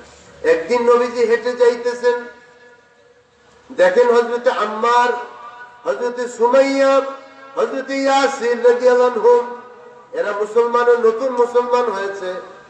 ইসলাম কবুলের কারণে আবু জাহেল মাটিতে ফেলে চাবুক আঘাত করতেছে। গরমের দিন এত গরম পড়ে, মক্কা শরীফ আপনারা দেখেছেন 50 ডিগ্রি গরম, বালুর মধ্যে শোয়া চাবুক দ্বারা আঘাত করা মাত্র ফিট করে এরকম ফিনকি দিয়ে রক্ত ছিঁড়ে বের হইতেছে, রক্ত মাটিতে গড়াগড়ি করতেছে, বালু মেখে গেছে রক্তের মধ্যে, আঘাত কিন্তু বন্ধ নয়, এত মারতেছে। একদিন আল্লাহ নবী পার্শ্ব দিয়ে যাইতেছেন, দেখেন হযরতে আম্মার রাদিয়াল্লাহুকে, হযরতে ইয়াসির তার আব্বা রাদিয়াল্লাহুকে এরকম পাথরের মধ্যে রশি দিয়ে বেঁধে আঘাত করতেছে, আঘাতে আঘাতে রক্ত বের হয়ে যাইতেছে। আল্লাহ নবী আবু বকর সিদ্দিক রাদিয়াল্লাহু আনহু আর দুই একজন সাহাবীকে নিয়ে যাইতেছিলেন। নবীজি এই দৃশ্য দেখে নবীজির চোখে পানি এসে গেছে। আরে ইসলাম কবুলের কারণে এত কষ্ট তারা পাইতেছে, এত কষ্ট দিতেছে। নবীজির সামনে দিয়ে যাইতেছেন, নবীজির নুরানি জবানে বের হয়ে গেছে, ইয়া আলা ইয়াসির, ইয়া আলা ইয়াসির ইসবিরু ইসবিরু ফা ইন্না মাওইদাকুমুল জান্নাহ। হে ইয়াসিরের পরিবার, ধৈর্য ধারণ করো, নিশ্চয়ই তোমাদের ঠিকানা জান্নাত। সুবহানাল্লাহ। এত মার খেয়েছে মুসলমানেরা, তার উপরে ঈমান ছাড়ে নাই তারা। হযরতে বেলালকে তারা মাটিতে শোয়া কত রকম জুলুম করেছে, কখনো তিনি ঈমান ছাড়েন নাই। হযরতে খুবাইব, হযরতে খাব্বাব রাদিয়াল্লাহু বলেন, ইসলাম কবুল করার কারণে কাফেররা আমাকে গরম কয়লা, আগুনের কয়লা বিছাইয়া চ্যাংদোলা করে 4 জন আমাকে চেপে ধরে আগুনের মধ্যে নিয়ে চাপ দিয়া ধরেছে ইসলাম গ্রহণ করার কারণে। আমি চিৎকার করছি, তারা ছাড়ে নাই। আমার পিঠ পুড়ে, আমার এই কোমরের মধ্যে চর্বি পুড়ে, যে কয়লার উপরে চর্বি পুড়ে গিয়ে আমার এই মেরুদণ্ডের হাড়টা বের হয়ে গেছে। রাসূলুল্লাহ সাল্লাল্লাহু আলাইহি সাল্লাম যখন মদিনা মুনাওয়ারায় তাশরীফ রাখেন, হযরত খুবাইব রাদিয়াল্লাহু পিঠ উঠে দেখাইছেন নবীজিকে, এই সব জায়গাটা ক্ষয় হইয়া ওই কোমরের জায়গাটা এরকম হাত দিয়ে ধরা যেত ওনাকে। এত কষ্ট তোনারা পেয়েছেন ইসলামের কারণে। আজকে আমরা ইসলামের হুকুম হাকাম যত সহজে পাইতেছি, আল্লাহর ওলিরা কষ্ট করেছেন, শাহজালালের মুজাদ্দিদ ইয়ামানি কষ্ট করেছেন, হযরত খান জাহান আলী কষ্ট করেছেন, এরকম বড় বড় বুজুর্গানে দিন কষ্ট করেছেন। তাদের কষ্টের বিনিময়ে আল্লাহ আমাদেরকে এত নিয়ামত দিয়েছেন, বলি আলহামদুলিল্লাহ। এই জন্য তাদের কষ্টকে স্বীকার করে দিতে হবে, শ্রদ্ধা জানাতে হবে, এবং তারা যে ইসলাম প্রতিষ্ঠা করে গেছেন ওই ইসলামের বিধিবিধান নিজের জীবনে বাস্তবায়ন করতে হবে। আল্লাহ রাসূলের কাছে সাহাবায়ে কেরাম এসে বললেন, ইয়া রাসূলুল্লাহ, নাজাত কোন পথে পাবো? নবীজি বলেন, আমলিক আলাইকা লিসানাকা, জবানের মালিক হয়ে যাও, জবানকে সংযত করো। জবান দ্বারা গুনাহ হয়ে গেছে, তওবা করো। জবান দ্বারা বেশি বেশি আল্লাহর জিকির করো। মানুষের পরচর্চা পরনিন্দার মধ্যে লিপ্ত হইও না রে ভাই, কারণ যারা জবান দ্বারা পরচর্চা গীবতে লিপ্ত হয় তাদের সমস্ত আমল গুনাহ খেয়ে ফেলে। এই জন্য পরনিন্দা পরচর্চা করা এটা মানুষের সবচেয়ে বড় দর্শনীয় অপরাধ। জবানটাকে তুমি মালিক হও, হাজারো গুনাহ থেকে তুমি বাঁচিয়া যাইবা। বহু আল্লাহর ওলি জবানের মধ্যে পাথর দিয়ে রাখতেন, যাতে জবান থেকে কোনো ফায়েশ কথা বাইরে না যায়। হযরত আবু বকর সিদ্দিক রাদিয়াল্লাহু আনহু, যিনি ইসলামের প্রথম খলিফা, তিনি পর্যন্ত জবানের ভিতরে পাথর রাখতেন। হযরত ওমর রাদিয়াল্লাহু আনহু বলেন, আমি একদিন বাসায় গেলাম, আবু বকর সিদ্দিক রাদিয়াল্লাহু আনহু বাসায় যাওয়ার পরে দেখি উনি জবানটা ধরে এরকম টানতেছে। আবু বকর সিদ্দিক রাদিয়াল্লাহু আনহু কি করতেছে? জবান ধরে টানতেছে এরকম। হযরত ওমর যাওয়ার পরে বলতেছে, ইয়া খলিফাতা রাসূলিল্লাহ গাফারাল্লাহু লাকা, হে আল্লাহর রাসূলের খলিফা, আল্লাহ আপনাকে ক্ষমা করুন, জবানটা ধরে এরকম টানতেছেন কেন? তিনি তখন বললেন, আবু বকর সিদ্দিক রাদিয়াল্লাহু আনহু, হাযিহি আওরাদা মিন মাওয়ারিদ, এই জবানই আমাকে শেষ করিয়া দিছে, এই জবানই আমার ধ্বংস করিয়া দিছে। আরে সিদ্দিক আকবর যদি এই কথা বলতে পারে, আমি সারাদিন জবানটাকে কত মন্দ কাজে ব্যবহার করি। হ্যাঁ, এই জন্য আল্লাহ রাসূল বলেছেন, নাজাত যদি পাইতে হয় কিয়ামতের আগে ফিতনার জমানায়, জবানটার মালিক হও। পুরুষ ও নারী উভয়ই, নারীরা জবান ব্যবহার করে গজবের মধ্যে লাগায়। হ্যাঁ, নারীরা গজবের কথা বলে, ধ্বংস হয়ে যাওয়ার কথা বলে। নারীরা একত্র হইলে পরনিন্দা পরচর্চায় বসিয়া যায়, স্বামীর বিরুদ্ধে বলে, ফ্যামিলির বিরুদ্ধে বলে। আবার পুরুষ যখন জবানের জন্য নিয়ে বসিয়া যায়, দোকান পাটে গেলে বিরোধী দলের পক্ষে বলে, আবার সরকারি দলের বিপক্ষে বলে, আবার ওর বিরুদ্ধে বলে, এর বিরুদ্ধে বলে, এই আলেমের বিরুদ্ধে বলে, ওই আলেমের বিরুদ্ধে বলে। না রে ভাই, জবানকে সংযত করো, অনেক গুনাহ থেকে তুমি বাঁচিয়া যাইবা। কি কথা বুঝে আসছে? এক নম্বর ওয়াজ বাসায় নিয়ে যাবেন। আল্লাহ রাসূল ওয়াজ করেছেন, আমলিক আলাইকা লিসানাক, জবানের মালিক তোমরা হও, জবানকে বিপদে ব্যবহার করিও না। জবানকে যদি জিকিরের মধ্যে মশগুল রাখো, তুমি আল্লাহর ওলি হইয়া যাইবা। সুবহানাল্লাহ। আল্লাহ তাআলা কোরআনে বলেছেন, ওয়াযাকিরিনাল্লাহা কাসীরান ওয়াযাকিরাত, যারা অধিক জিকির করে, যত নারী যত পুরুষ যত জিকির বেশি করে, আ'আদাল্লাহু লাহুম মাগফিরাতাও ওয়া আজরান আযীমা, আল্লাহ তাদের জন্য ক্ষমা এবং আজর আযীম প্রস্তুত করে রেখেছেন। সুবহানাল্লাহ। এজন্য আল্লাহর ওলিরা বেশি জিকির করতেন। আমি আপনাদেরকে একটা জিকির শিখিয়ে দিয়ে যাই, যদি ভালো লাগে এই জিকিরটা সব সময় করবেন, দেখবেন সময়টা ভালো কাজে লাগবে। জিকির করবেন, কলবের ময়লা সাফ হবে। জিকির করবেন, জাহান্নাম দূরে সরিয়া যাইবে। জিকির করবেন, আল্লাহর নৈকট্য পেয়ে যাবেন। সুবহানাল্লাহ। জিকির করবেন, ঘরে দেখবেন নাজু নিয়ামতে বরকত হইতেছে, ব্যবসায় বরকত হইতেছে, চাকরিতে সম্মান হইতেছে। আল্লাহ তাআলা জিকিরের মধ্যে সবকিছু রেখেছেন। আল্লাহ পাকের হাবিব সাল্লাল্লাহু আলাইহি সাল্লাম কানা রাসূলুল্লাহ কাসীরাত যিকরি, আল্লাহর হাবিব সাল্লাল্লাহু আলাইহি সাল্লাম সবচেয়ে বেশি আল্লাহর জিকির করতেন। তিনি বাথরুমে যাইতেন, আল্লাহর হুকুম মতো দোয়া করতেন, আল্লাহুম্মা ইন্নী আউযু বিকা মিনাল খুবুথি ওয়াল খাবায়েথ। বাইর হইতেন, দোয়া করতেন, গুফরানাকা আল্লাহুম্মা আযহাবা আনিল আযা ওয়া আফানি। ঘরে ঢুকতেন বিসমিল্লাহ পড়ে, খাবার খাইতেন বিসমিল্লাহ পড়ে, শুইতেন বিসমিল্লাহ পড়ে। প্রত্যেক জায়গায় দোয়া আছে, আছে নাই? 100 বার ইস্তিগফার করতেন, আর সবসময় আল্লাহর জিকির করতে থাকতেন। সুবহানাল্লাহি ওয়া বিহামদিহি সুবহানাল্লাহিল আযীম, আল্লাহু আকবার, সুবহানাল্লাহ, আলহামদুলিল্লাহ, লা ইলাহা ইল্লাল্লাহ।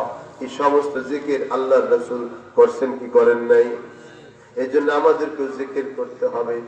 আমি একটা জিকির আপনাদের তালিম দেই। আমার ওয়ালিদ সাহেব বিস্কুটি সাহেব রহমাতুল্লাহ পীর ভাই ছিলেন, আল্লাহর ওলিরা জিকির করছেন। আমার আব্বা জানো অনেক বড় পীরের তরিকত ছিলেন, সাইদ কিবলা রাহমাতুল্লাহ বড় মুহাব্বতের ছিলেন। তিনিও 2 মাস আগে ইন্তেকাল করেছেন। ইন্না লিল্লাহি ওয়া ইন্না ইলাইহি রাজিউন। আমার ওয়ালিদ সাহেব কাদরিয়া তরিকার একটা জিকির তালিম দিতেন, আমি আপনাদের এই তালিমটা দিয়ে যাই, যদি ভালো লাগে করবেন। শ্বাস ছাড়তে আল্লাহ, টানতে আল্লাহ, শ্বাস ছাড়তে আল্লাহ, টানতে আল্লাহ। কারণ আপনার শ্বাস ছাড়া অবস্থায় যদি মৃত্যু হয় আপনি কামিয়াব, শ্বাস টানা অবস্থায় যদি মৃত্যু হয় তাও কামিয়াব, কারণ আপনি আল্লাহ শহীদ ভাই হয়ে গেলেন। কারণ মান কানা আখিরু কালামিহি লা ইলাহা ইল্লাল্লাহ দাখালাল জান্নাহ। আমার নবী বলেছেন, যার শেষ কালেমা হবে লা ইলাহা ইল্লাল্লাহ অথবা আল্লাহ, ওই ব্যক্তি আল্লাহর জান্নাতে প্রবেশ করবে। সুবহানাল্লাহ। আপনার যদি অভ্যাস না থাকে, আপনি হঠাৎ করে আপনার মুখ দ্বারা এটা বাইর হবে না। কি কথা বুঝে আসছে?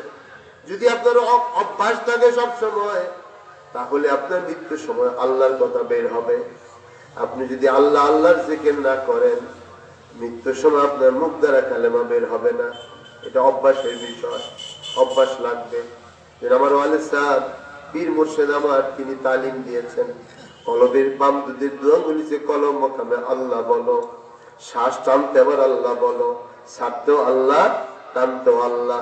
আল্লাহ আল্লাহ আল্লাহ আল্লাহ আল্লাহ আল্লাহ।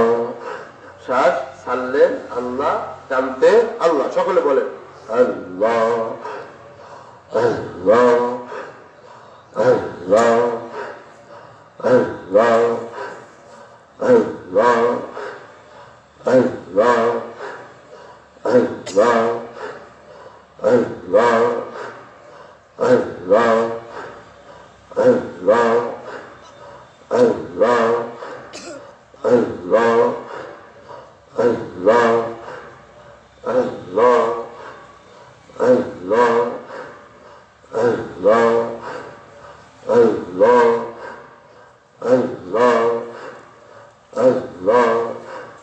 আল্লাহু আকবার জাল্লা জালালুহু ওয়া আম্মা নওয়ালুহু সাল্লাল্লাহু আলা মুহাম্মাদ সাল্লাল্লাহু আলাইহি ওয়া সাল্লাম সাল্লাল্লাহু আলা মুহাম্মাদ সাল্লাল্লাহু আলাইহি ওয়া সাল্লাম। হাজিরিন, এই জিকির খানা যদি চালু রাখতে পারেন, শ্বাস টানতো আল্লাহ, ছাড়তো আল্লাহ, এটা যদি চালু হয়ে যায়, আপনি আল্লাহর ওলি হয়ে কবরে যেতে পারবেন ইনশাআল্লাহ। এই জন্য আল্লাহ রাসূল বলেছেন, জবানের মালিক হও, জবানের মালিক হও, পরনিন্দা পরচর্চা থেকে জবান হেফাজত করো, জ্ঞাত সারে তুমি কারো মানুষের পরচর্চা করিও না গো। আল্লাহর যারা ওলি তারা কখনো মানুষের গীবত করে না। 2 নম্বর আল্লাহ নবী বলেন, ওলিয়া সাহাবাইতা, ঘরটাকে ইবাদতের জন্য প্রশস্ত করো।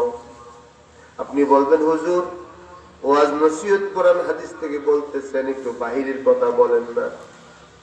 বাহিরের অনেক কিছু শিখার দেখার আছে রে ভাই। আল্লাহকে পাওয়ার কিন্তু কোথাও জায়গা নাই। এই জন্য ওয়াজের মাহফিলে যখন আসছেন দিল ঘামে চক্ষু পানি দেয় এমন কথাই আলোচনা করা দরকার। আল্লাহ রাসূল বলেছেন ঘরকে প্রশস্ত করে ইবাদতের জন্য। আজকে তোমার ঘরের মধ্যে বড় 60 ইঞ্চি এলইডি টিভি থাকতে পারে, তোমার ঘরে আপনার শোকের সাজানো কত মূর্তি থাকতে পারে, কত কিছু থাকে রে, কিন্তু তোমার ঘরে একটু জায়নামাজ ফেলার মতো জায়গা কেন থাকে না? ঘরের মধ্যে একটু ইবাদতের পরিবেশ করো। আজকে তোমার ঘরে মিনি সিনেমা হল বানায় নিছো তুমি, তোমার কর্তব্য হলো মিনি সিনেমা নয়, ঘরটারে ইবাদতগাহ বানায় নাও। এই জন্য আল্লাহ নবী বলেন ঘরকে প্রশস্ত করো, ঘরের মধ্যে ইবাদতের পরিবেশ কায়েম করো। আজকে তুমি ছেলে মেয়েদেরকে নিয়ে সিনেমা দেখতেছো, ছেলে মেয়ে বেহায়া হইয়া যাইতেছে না। তুমি এশার নামাজের পরে মাগরিবের নামাজের পরে সময় দাও, ফজরের নামাজের পরে সময় দাও। বিবি বাচ্চা সন্তানদেরকে নিয়ে বসো, তাদেরকে বলো বাবারে আমার মা গো, আমার ছেলে, আমার বিবি, আমি জাহান্নামী হতে চাই না, আমি আল্লাহর কাছে রেজামন্দি পেতে চাই। আসো তোমরাও জাহান্নাম থেকে বাঁচো, আমিও জাহান্নাম থেকে বাঁচি।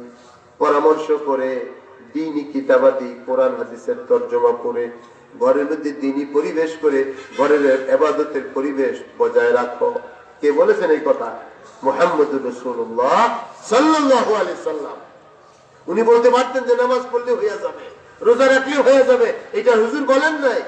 নামাজ রোজা তো থাকবেই, এরপর এই ফিতনার জমানায় বাঁচতে হইলে জবানে সংযত করতে হবে, ঘরের মধ্যে নিজেকে আবদ্ধ রাখতে হবে। আমরা অনেক সময় শুনি যে ঘর থেকে বের হয়েছে লাশ হয়ে বাসায় ফিরেছে। আজকে একটা পত্রিকা দেখলাম, পিকনিকে গেছে, বাচ্চারা যায় না পিকনিকে, পিকনিকে গেছে রাতের বেলায় ওই ছাত্র টিচাররা সকলে মিলে ছাত্র লাশ বাসায় নিয়ে গেছে। পিকনিক থেকে লাশ বাসায় নিয়ে গেছে। এই জন্য অহেতুক কাজে যাওয়া যাবে না, অহেতুক কাজে সময় দেওয়া যাবে না। এখন ফিতনার জমানা। আপনি ঘরের থেকে বেরিয়েছেন, হ্যাঁ এসে গেলে কি হইলো, ঘুরে গেলে আসি, রাস্তায় গেছেন গাড়ি মেরে দিচ্ছে, বহুত হয়। এই জন্য এখন হলো ঘরের মধ্যে পরিবেশ থাকো, ইবাদতের পরিবেশ করে ঘরের মধ্যে অবস্থান করো, বাহিরে যাইও না, ফিতনায় জড়িয়ে পড়বে। 3 নম্বরে আল্লাহ নবী বলেন ওয়াবকি আলা খাতিয়াতি, তুমি তোমার গুনাহের জন্য আল্লাহর কাছে ক্রন্দন করো। আল্লাহ তাআলার কাছে না কাঁদলে আল্লাহ গুনাহ মাফ করে না। আল্লাহ নবী বলেন মান তাযাক্কারা খাতায়া ফাফাদাত আইনা রাদিয়া মিনহু লিলাহ, যে আল্লাহর বান্দা আল্লাহকে স্মরণ করে, গুনার কথা মনে করে চোখের পানি ছেড়ে দেয়, আল্লাহ ওই বান্দা বান্দির উপরে খুশি হয়ে যায়। সুবহানাল্লাহ। এজন্য আমার ভাইরা বাবাজিরা গো, সময় এসেছে ফিতনার জমানা। কোন ওয়াজ করলে যে আপনারা আমরা আল্লাহর পথে যেতে পারবো আমাদেরও জানা নাই। আল্লাহ রাব্বুল আলামিনের কালাম থেকে আমি একখানা আয়াত তেলাওয়াত করেছি। আল্লাহ রাব্বুল আলামিন সূরাতুল আরাফের মধ্যে বয়ান করেন, ইয়া আইয়ুহান নাস, হে বিশ্ব সভ্যতা, হে মানবতা। আল্লাহ পাক ঈমানদার বেঈমান সকলকে ডাকছে। আল্লাহ পাক সকলকে কোরআনে ডাক দিয়েছে, ইয়া আইয়ুহান নাস, হে বিশ্ব সভা, হে বিশ্ব মানবতা।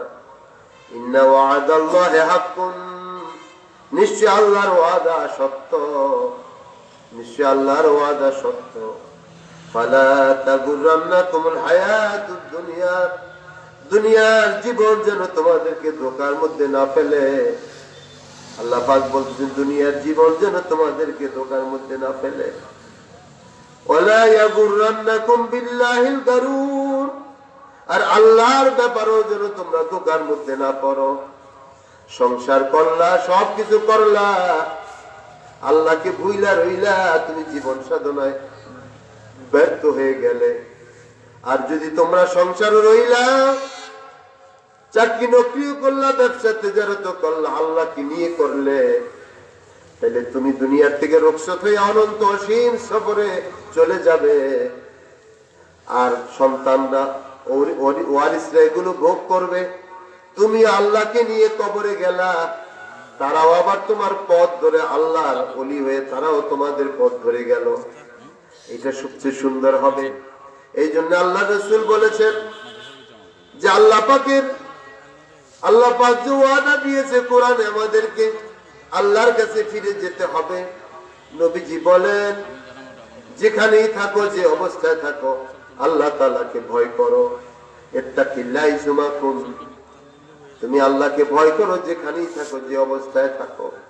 কারণ যারা আল্লাহকে ভয় করে তাদের সফলতার কথা আল্লাহ সুবহানাহু ওয়া তাআলা সূরা নাবার মধ্যে চারদিকে বয়ান করতেছেন। বিসমিল্লাহির রহমানির রহিম, ইন্নালিল মুত্তাকিনা মাফাজা।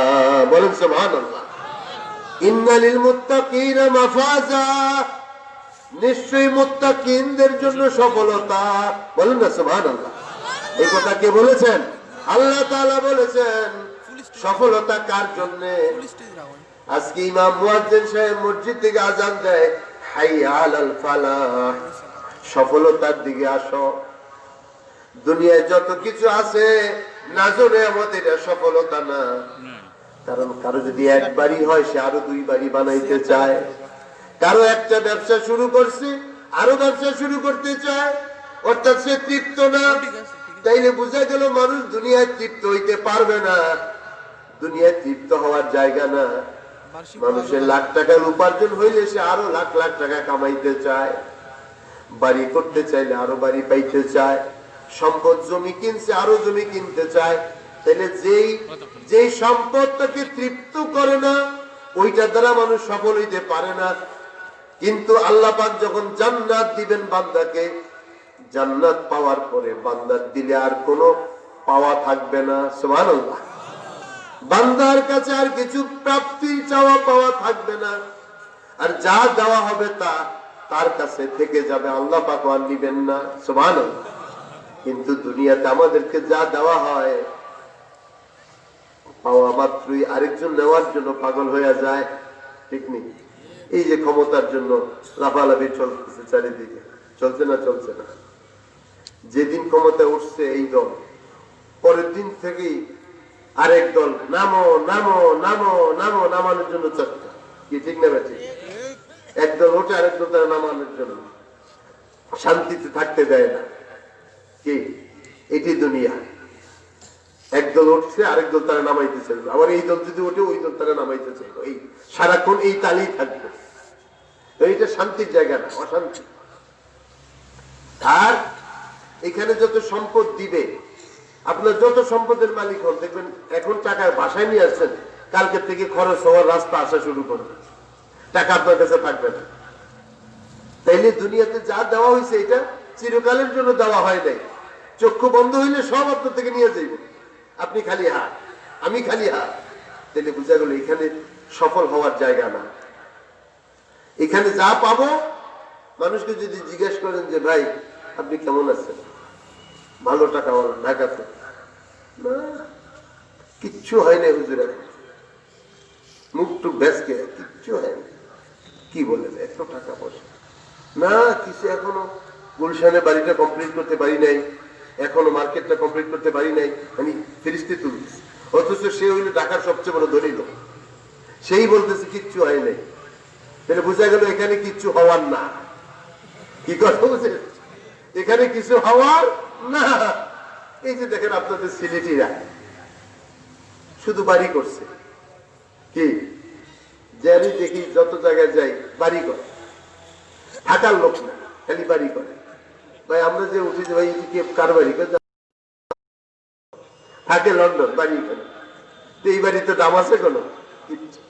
হয়তো কিছুদিন পরে এটা শ্যাওলা পরে ময়লা পরে এই বাড়িটা নষ্ট হয়ে যায়, কেউ থাকে না। কারণ আমরা তো এখানে থাকতে আসি নাই কেউ, আমরা সব প্রবাসী। আজকে আসতেছিলাম, দেখলাম প্রবাসী পল্লী। আমি বললো দুনিয়াতেই তো প্রবাসী পল্লী, নির্দিষ্ট কেন? সবই তো প্রবাসী। আমরা এখানে সকলেই প্রবাসী। আমাদের দাদারা চলে গেছে, বাপেরা চলে গেছে, আমরা এখন সিরিয়ালে। আপনারও একই অবস্থা। যেই বাচ্চাটা আজকে আসছে, সে একটা দিন তার জীবন থেকে চলে গেছে, সেও কিন্তু লসের মধ্যে আছে। সবাই কি লসের মধ্যে, আমরা কেউ লাভের মধ্যে না, লস। সময় কেটে যাচ্ছে সব। এই যে গাড়ি দৌড়ে যেতেছে, আপনাদের এই শ্রীমঙ্গলের গিয়াসনগরকে পিছনে ফেলে যাচ্ছে, গাড়ি দৌড়াইতেছে, যাচ্ছে না? আপনি দেখবেন না, লোক খুব আগে যেতেছে, আসলে আগাইতেছে না, সে দুনিয়া থেকে পিছনে ফেলে আখেরাতের দিকে দ্রুত আগাইতেছে। কি কথা বুঝতে পারছেন? শ্রীমঙ্গলের ট্রেন আসে না, ট্রেন দেখবেন, ট্রেন মনে হবে যেন গাছ গাছপালা নদী নালা সব পিছনে ফেলে খালি দৌড়াইতেছে। আসলে না, আমরা সব পিছনে ফেলে আখেরাতের দিকে আগাইতেছি খুব দ্রুত। এই জন্য প্রস্তুতি নিতে হবে জান্নাতে যাওয়ার জন্য। জান্নাতে গেলে কি হবে? আল্লাহ পাক যে নিয়ামত দিবেন, এই নিয়ামত আর কখনো ছিনিয়ে নেওয়া হবে না। সুবহানাল্লাহ, বলেন না সুবহানাল্লাহ। জান্নাতে যা দেওয়া হবে, পাওয়ার পরে কোন নরনারীর আর অতৃপ্তি থাকবে না। সুবহানাল্লাহ। এটা হলো ফালাহিয়াত। এই জন্য মুয়াজ্জিন ডাকে হাইয়া আলাল ফালাহ, কল্যাণের দিকে আসো, সফলতার দিকে আসো, সফলতার দিকে আসো ডাকতেছে। বলুন না সুবহানাল্লাহ। সফলতার দিকে আসো, সফলতার দিকে আসো ডাকতেছে। কারণ জান্নাতে যাইয়া সে যে সফল হবে, এই সফল হওয়ার পরে সে আর কোনো অতৃপ্তি থাকবে না। সুবহানাল্লাহ।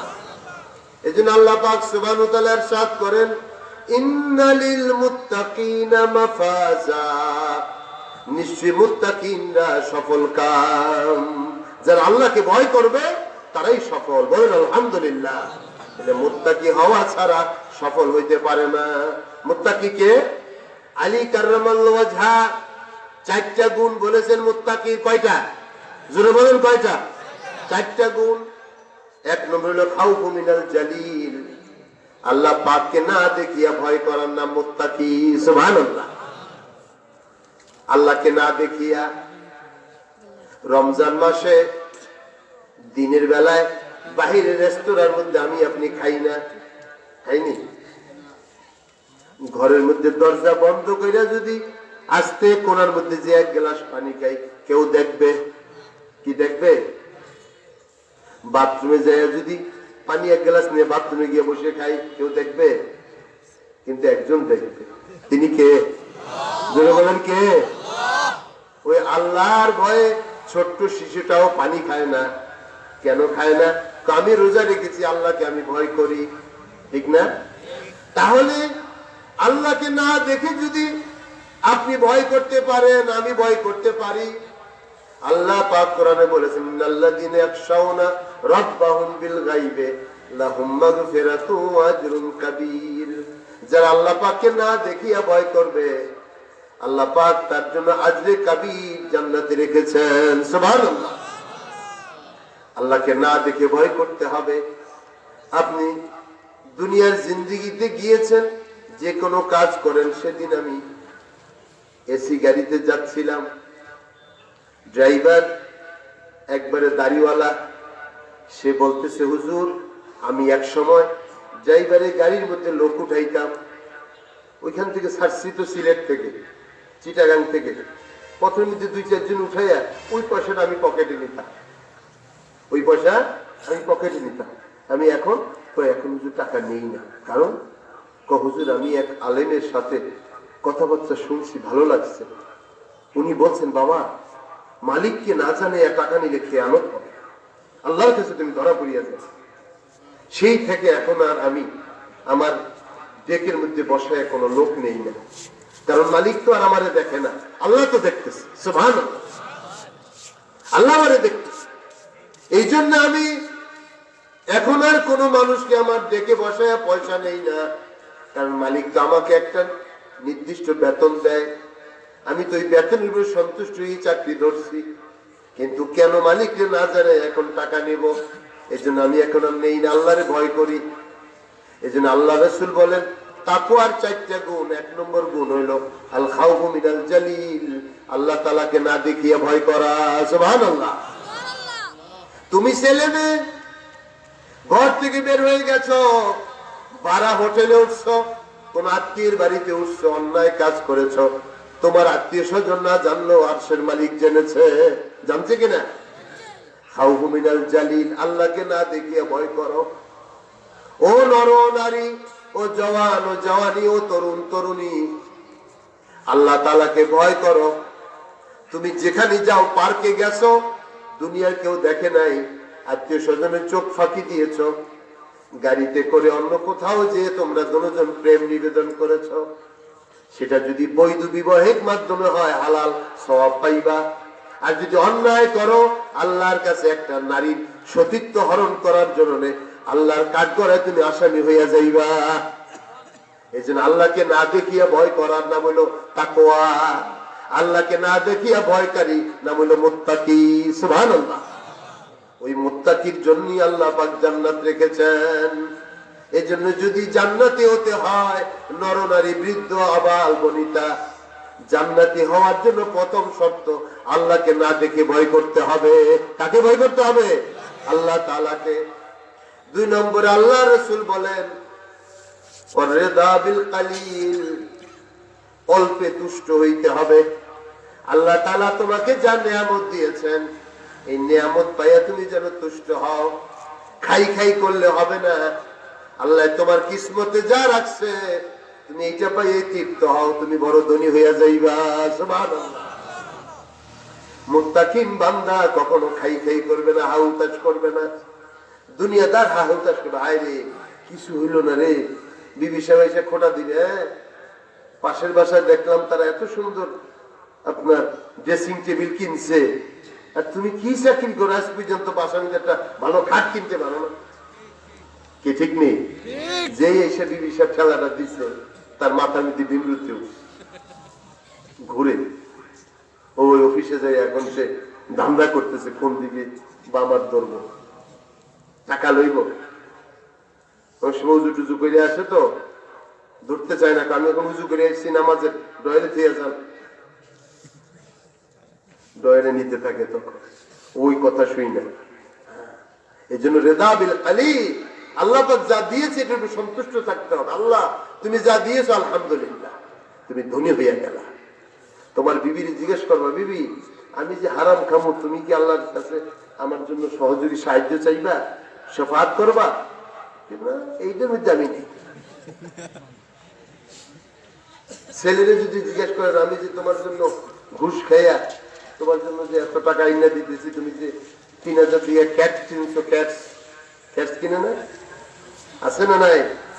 ব্র্যান্ডের জামা কিনে, ব্র্যান্ডের গেঞ্জি কিনে, ব্র্যান্ডের ক্যাটস কিনে, চশমা কিনে, ব্র্যান্ডের সব। যেটা স্বাভাবিক বাজারে 100 টাকা পাওয়া যায়, ওইটা কিনে 5000 টাকা দিয়ে, 10,000 টাকা ব্র্যান্ডের জিনিস। ভালো কথা। এই যে ব্র্যান্ডের টাকা আনছে, বাপে বেতন পায় 20,000 টাকা, সব মিলে বাড়ি ভাড়া দেয়, সংসার করে, এরপরে যে 5,000 টাকা দিয়ে ক্যাশ কিনছে, টাকা বেশি কই? হ্যাঁ, যদি ছেলেদের জিজ্ঞেস করে, বাবা আমি যে তোমাদের ঘুষ খেয়ে ক্যাশ কিনে দিছি, তুমি কি আল্লাহর কাছে আমার জবাব দিবা? ছেলে কি বলবে? না আমি এটা মেতে পাই। তুমি দিছো কেন? হ্যাঁ, এই জন্যে ছেলে মেয়ে, বিবি বাচ্চা কেউ আমার আপন না। আপনি আল্লাহর কাঠগড়ায় আসামি হবেন, সব কেটে পড়বে। এই জন্য আল্লাহ রাসূল বলেন রেদা বিল কালিল, যে অল্পে তুষ্ট হইয়া যায় সে হলো মুত্তাকি। সুবহানাল্লাহ। এই জন্য মেয়ে লোক যদি পর্দানিশী হয়, মেয়ে লোক যদি দিনদার হয়, মেয়ে লোক যদি আল্লাহওয়ালা হয়, ওই মেয়ে লোকটার ঘরের কোনো আসবাবপত্র না থাকলে ওই মেয়ে লোকটার ঘর জান্নাতি ঘর। সুবহানাল্লাহ। আমার হাবিব প্রিয় নবী মুহাম্মদুর রাসূলুল্লাহ সাল্লাল্লাহু আলাইহি ওয়াসাল্লামের বাড়িতে দুনিয়ার কোনো আসবাব ছিল না, কিন্তু ভালোবাসায় ঘরটা পূর্ণ ছিল। সুবহানাল্লাহ।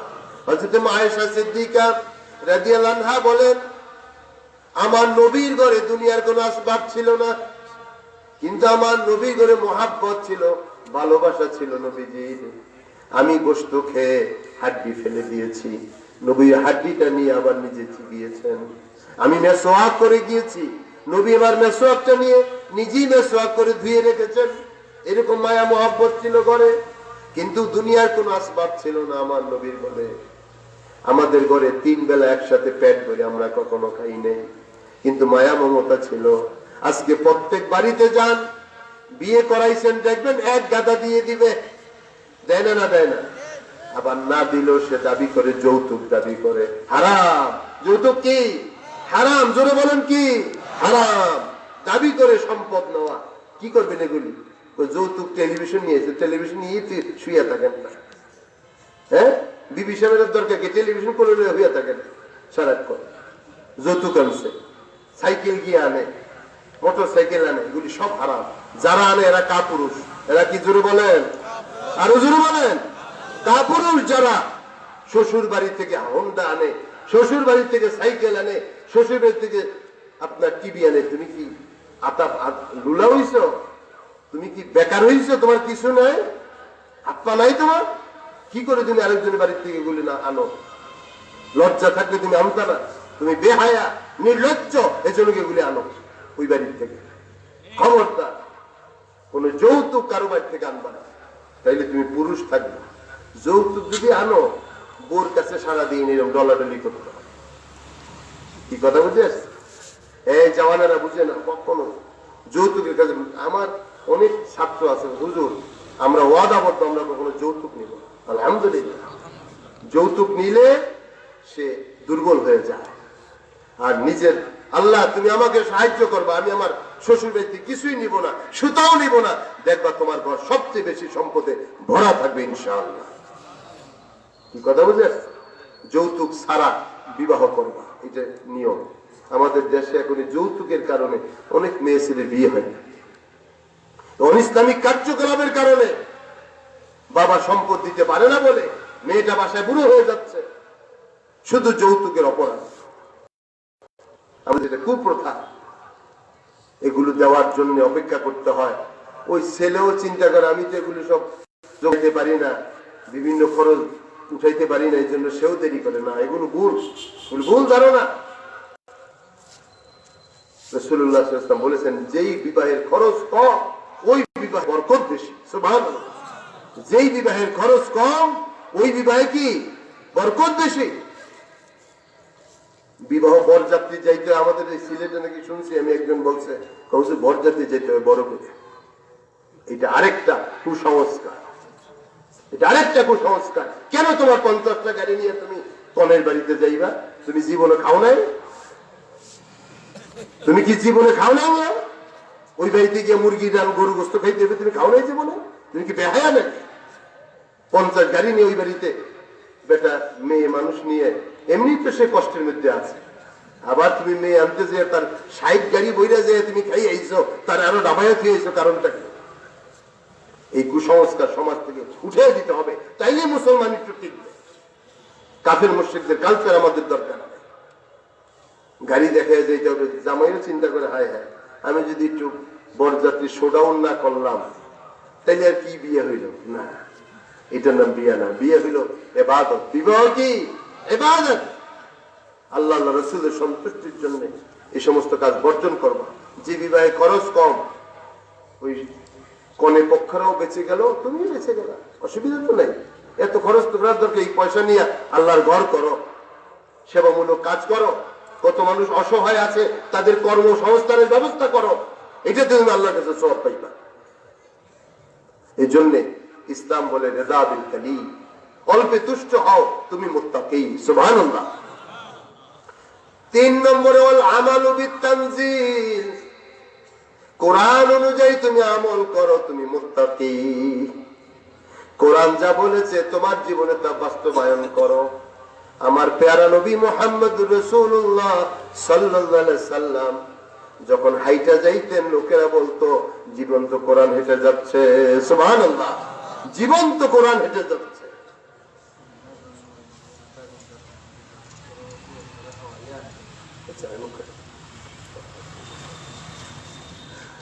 একটু দুরূদ শরীফ পড়ি। সাল্লাল্লাহু আলা মুহাম্মদ সাল্লাল্লাহু আলাইহি সাল্লাল্লাহু আলা মুহাম্মদ সাল্লাল্লাহু আলাইহি ওহে নবী দয়াময় মোদের লাগিয়া প্রাণ ঠান্ডা করে দিও কাউসার পিলাইয়া সাল্লাল্লাহু আলা মুহাম্মদ সাল্লাল্লাহু আলাইহি সাল্লাল্লাহু আলা মুহাম্মদ সাল্লাল্লাহু আলাইহি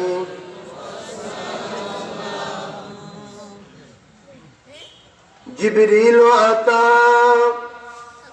लैलतन नसरा और रब्बुन दआ लिहज़रतिही सल्लल्लाहु अला मुहम्मद सल्लल्लाहु अलैहि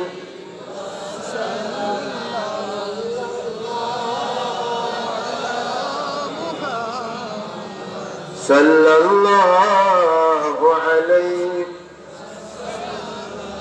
हाजिरीन 3 নম্বর আল্লাহ রাসূল বলেন দাবিল কলিল অল্পে তুষ্ট হওয়া মুত্তাকির গুণ 4 নম্বরে ওয়াল আমালু বিতানজিল 4 নম্বরে হইতেছে হল ইস্তেদাদুল ইয়াউমির রাহিল আখিরাতে আল্লাহর কাছে ফিরে যাওয়ার জন্য যারা প্রস্তুতি গ্রহণ করে তারাই মুত্তাকি সুবহানাল্লাহ আসেন আল্লাহ পাক সুবহানাহু ওয়া তাআলা বলতেছেন বিসমিল্লাহির রহমানির রহিম ইন্নালিল মুত্তাকিনা মাফাজা নিশ্চয় মুত্তাকিনদের জন্য সফল কাম হাদাইকা ওয়া আনাবা তারা ময়দানে হাসরে বিচার হিসাব নিকাশের পরে আল্লাহ পাক তাদেরকে বাগ বাগিচা দান করবেন সুবহানাল্লাহ বাগান দান করবেন জান্নাতীদেরকে যে আল্লাহ পাক জান্নাতের মধ্যে বাগ বাগিচা দিবেন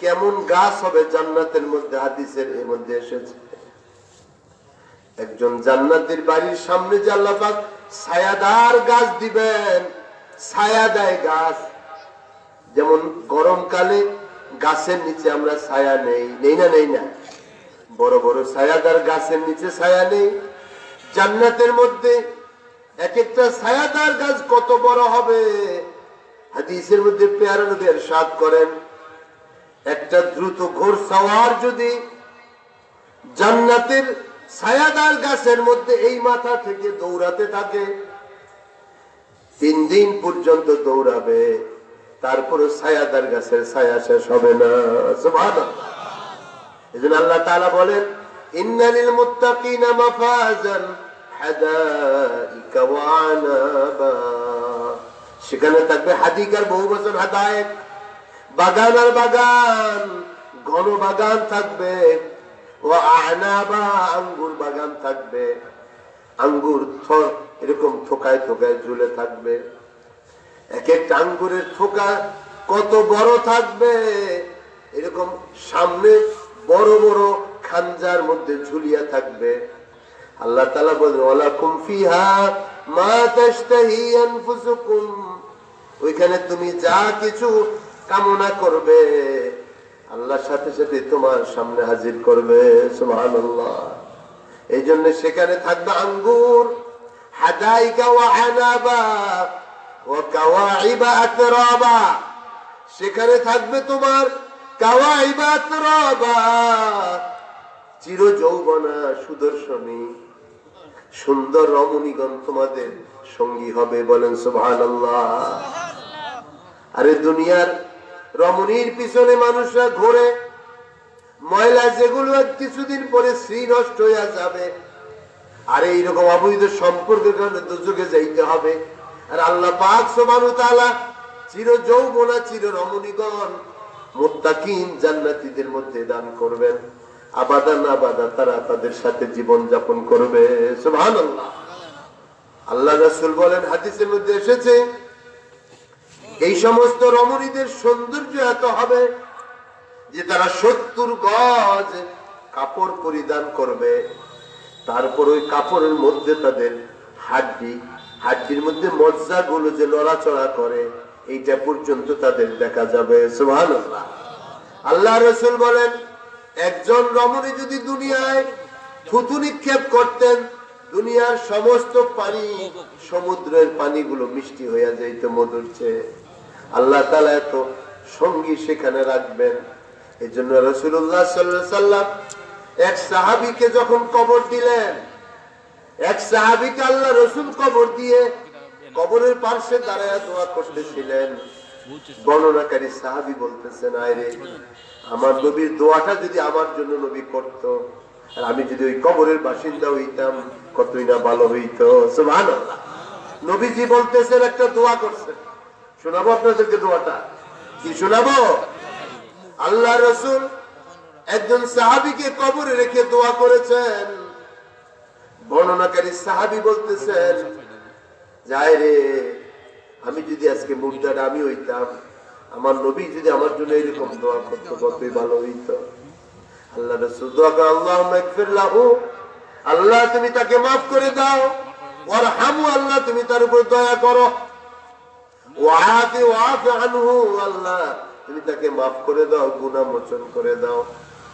আল্লাহ নবী বলতেছেন, আহা, ওয়া আবদিলহু দারান খায়রাম মিন দারিহি, আল্লাহ দুনিয়ার বাড়িঘরের চেয়ে উত্তম বাড়িঘর তাকে জান্নাতে দাও। সুবহানাল্লাহ। আবদিলহু দারান খায়রাম মিন দারিহি, দুনিয়ার বাড়ি থেকে উত্তম বাড়ি তুমি তাকে জান্নাতে দাও। দুনিয়ার বাড়ি তো শ্যাওলা পরে নষ্ট হয়ে যায়, কিন্তু জান্নাতের যে বাড়ি আল্লাহ পাক দিবেন, জান্নাতের বাড়ির একটা ইট যদি 10টা দুনিয়ার সমান মূল্য দেওয়া হয়, তারপরে জান্নাতের একটা ইটের দাম হবে না। সুবহানাল্লাহ। আল্লাহ পাক সেই রকম ইট দিয়া বাড়িঘর বানিয়ে দিবেন সেখানে। এই জন্য হাজিরিন, রাসূল করিম সাল্লাল্লাহু আলাইহি সাল্লাম জান্নাতের মধ্যে ঘুরে ঘুরে বাড়িঘর দেখছেন। এক জায়গায় গিয়ে দেখেন এত সুন্দর বাড়ি, ভিতর বাহিরে গ্লাস লাগানো। ওই বাড়ির বর্ণনা যখন নবী জমিনে দিলেন, সাহাবারা বললেন, হুজুর লিমান ইয়া রাসূলুল্লাহ, ওই বাড়িটায় কারা থাকবে হুজুর? ওই বাড়িতে কে থাকবে? এত সুন্দর বাড়ি আপনি দেখে আসছেন জান্নাতে, বাড়িটা কে থাকবে? আমরা যেমন সিলেট শহরে গেলে, ঢাকা শহরে গেলে গ্লাস ওয়ালা বিল্ডিং দেখলে ভালো লাগে, এত সুন্দর বাড়ি, আবার চিন্তাও করি, আরে কারা জানি থাকে এই বাড়িতে, চিন্তা করি না, করি না? তো সাহাবায়ে কেরাম এত গ্লাসের, তখন তো গ্লাসের বাড়ি দেখে নাই, তারা কি দেখছে? তখন তো এক বেলা আরেক বেলা উপাস থাকে, এরা গ্লাসের বাড়ি দেখবো কেমনে সাহাবারা? আল্লাহ রাসূলকে বলতেছেন, ইয়া রাসূলুল্লাহ, এই বাড়িতে কারা থাকবে? আল্লাহ নবী বলেন, লিমান আতাবাল কালাম, যারা দুনিয়ায় সুন্দর কথা বলে তারা থাকবে। সুবহানাল্লাহ। যারা সুন্দর কথা বলে, মানুষের সাথে সৎ ব্যবহার করে, যারা মানুষের সাথে সদালাপি হয়, মানুষের বদমেজাজি হয় না, কর্কশবাসী হয় না, তারা জান্নাতের সুন্দর বাড়িতে থাকবে। সুবহানাল্লাহ। তাহলে ভাষা নম্র করতে হবে, সদালাপি হইতে হবে, বিনয়ী হইতে হবে, মানুষকে গালমন্দ করা যাবে না, মানুষের সাথে উচ্ছৃঙ্খল ব্যবহার করা যাবে না। যেই সমস্ত নরনারী অপরের সাথে সৎ ব্যবহার করে, আল্লাহ নবী বলেন, এই সুন্দর বাড়িতে তারা জান্নাতে থাকবে। সুবহানাল্লাহ। ও আতআমাত তুআম, যারা দুস্থ অনাথদের খানা খাওয়ায়, যারা মাদ্রাসা হিফজুল কোরআন মাদ্রাসায় এতিম ছাত্র আছে, গরিব ছাত্র আছে, তারা লজিং রাখে, তার কাপড় চোপড় কিনে দেয়, তার পড়াশোনার খরচ দেয়, এমন সন্তানকে যারা লালন পালন করে কোরআনের তালিম দিল, এরাও ওই জান্নাতের মধ্যে থাকবে। সুবহানাল্লাহ। আতআমাত তুআম, দুস্থ অনাথদের খাওয়া দেয়, বস্ত্রহীনকে বস্ত্র পরায়, অন্নহীনকে অন্ন দেয়, তারা ওই জান্নাতের সুন্দর বাড়িতে থাকবে। দেখেন না, আমাদের বড় সাহেব কেবলা, আমাদের ফুলতলি সাহেব কেবলা রহমতুল্লাহ, বড় সাহেব জাদা আল্লামা ইমাদউদ্দিন চৌধুরী ফুলতলি, তিনি গরিব দুঃখীদের বাড়িতে কাপড় নিয়ে যায়, তাদের বাড়ির অবলম্বন খাসি বকরি নিয়ে দিয়ে আসে, তার বাড়িতে শীতার্থ কাপড় নিয়ে চলে যায়। বাবা মা মারা গেছে, এতিম হয়ে গেছে, তাদের বাড়ির খরচটা তিনি দিয়ে আসেনি? যারা জমিনে খেদমতে খাল করবে, তারা ওই বাড়িতে জান্নাতে থাকবে। সুবহানাল্লাহ। ইচ্ছা করলে ওই সম্পদ নিজে ভোগ করতে পারে, ইচ্ছা করলে সম্পদ নিজে কুক্ষিগত করে রাখতে পারে। সম্পদ ভোগের মধ্যে স্বাদ নাই, ত্যাগেই স্বাদ। ঠিক নেই? ত্যাগেই স্বাদ। ত্যাগ করতে পারবা তো আল্লাহর কাছে পেয়ে যাইবা।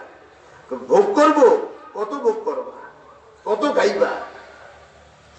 এই জন্য ত্যাগেই শান্তি, ভোগে নয়। যারা আল্লাহ ওয়ালা তারা ত্যাগেই শান্তি পায়। আল্লাহ নবী বলেন, যেই ব্যক্তি সুন্দর কথা বলে সদালোভী হয় তারা এই বাড়িতে থাকবে। যারা অন্নহীন বস্ত্রহীনকে অন্ন দেয়, বস্ত্র দেয়, তারা এই বাড়িতে থাকবে।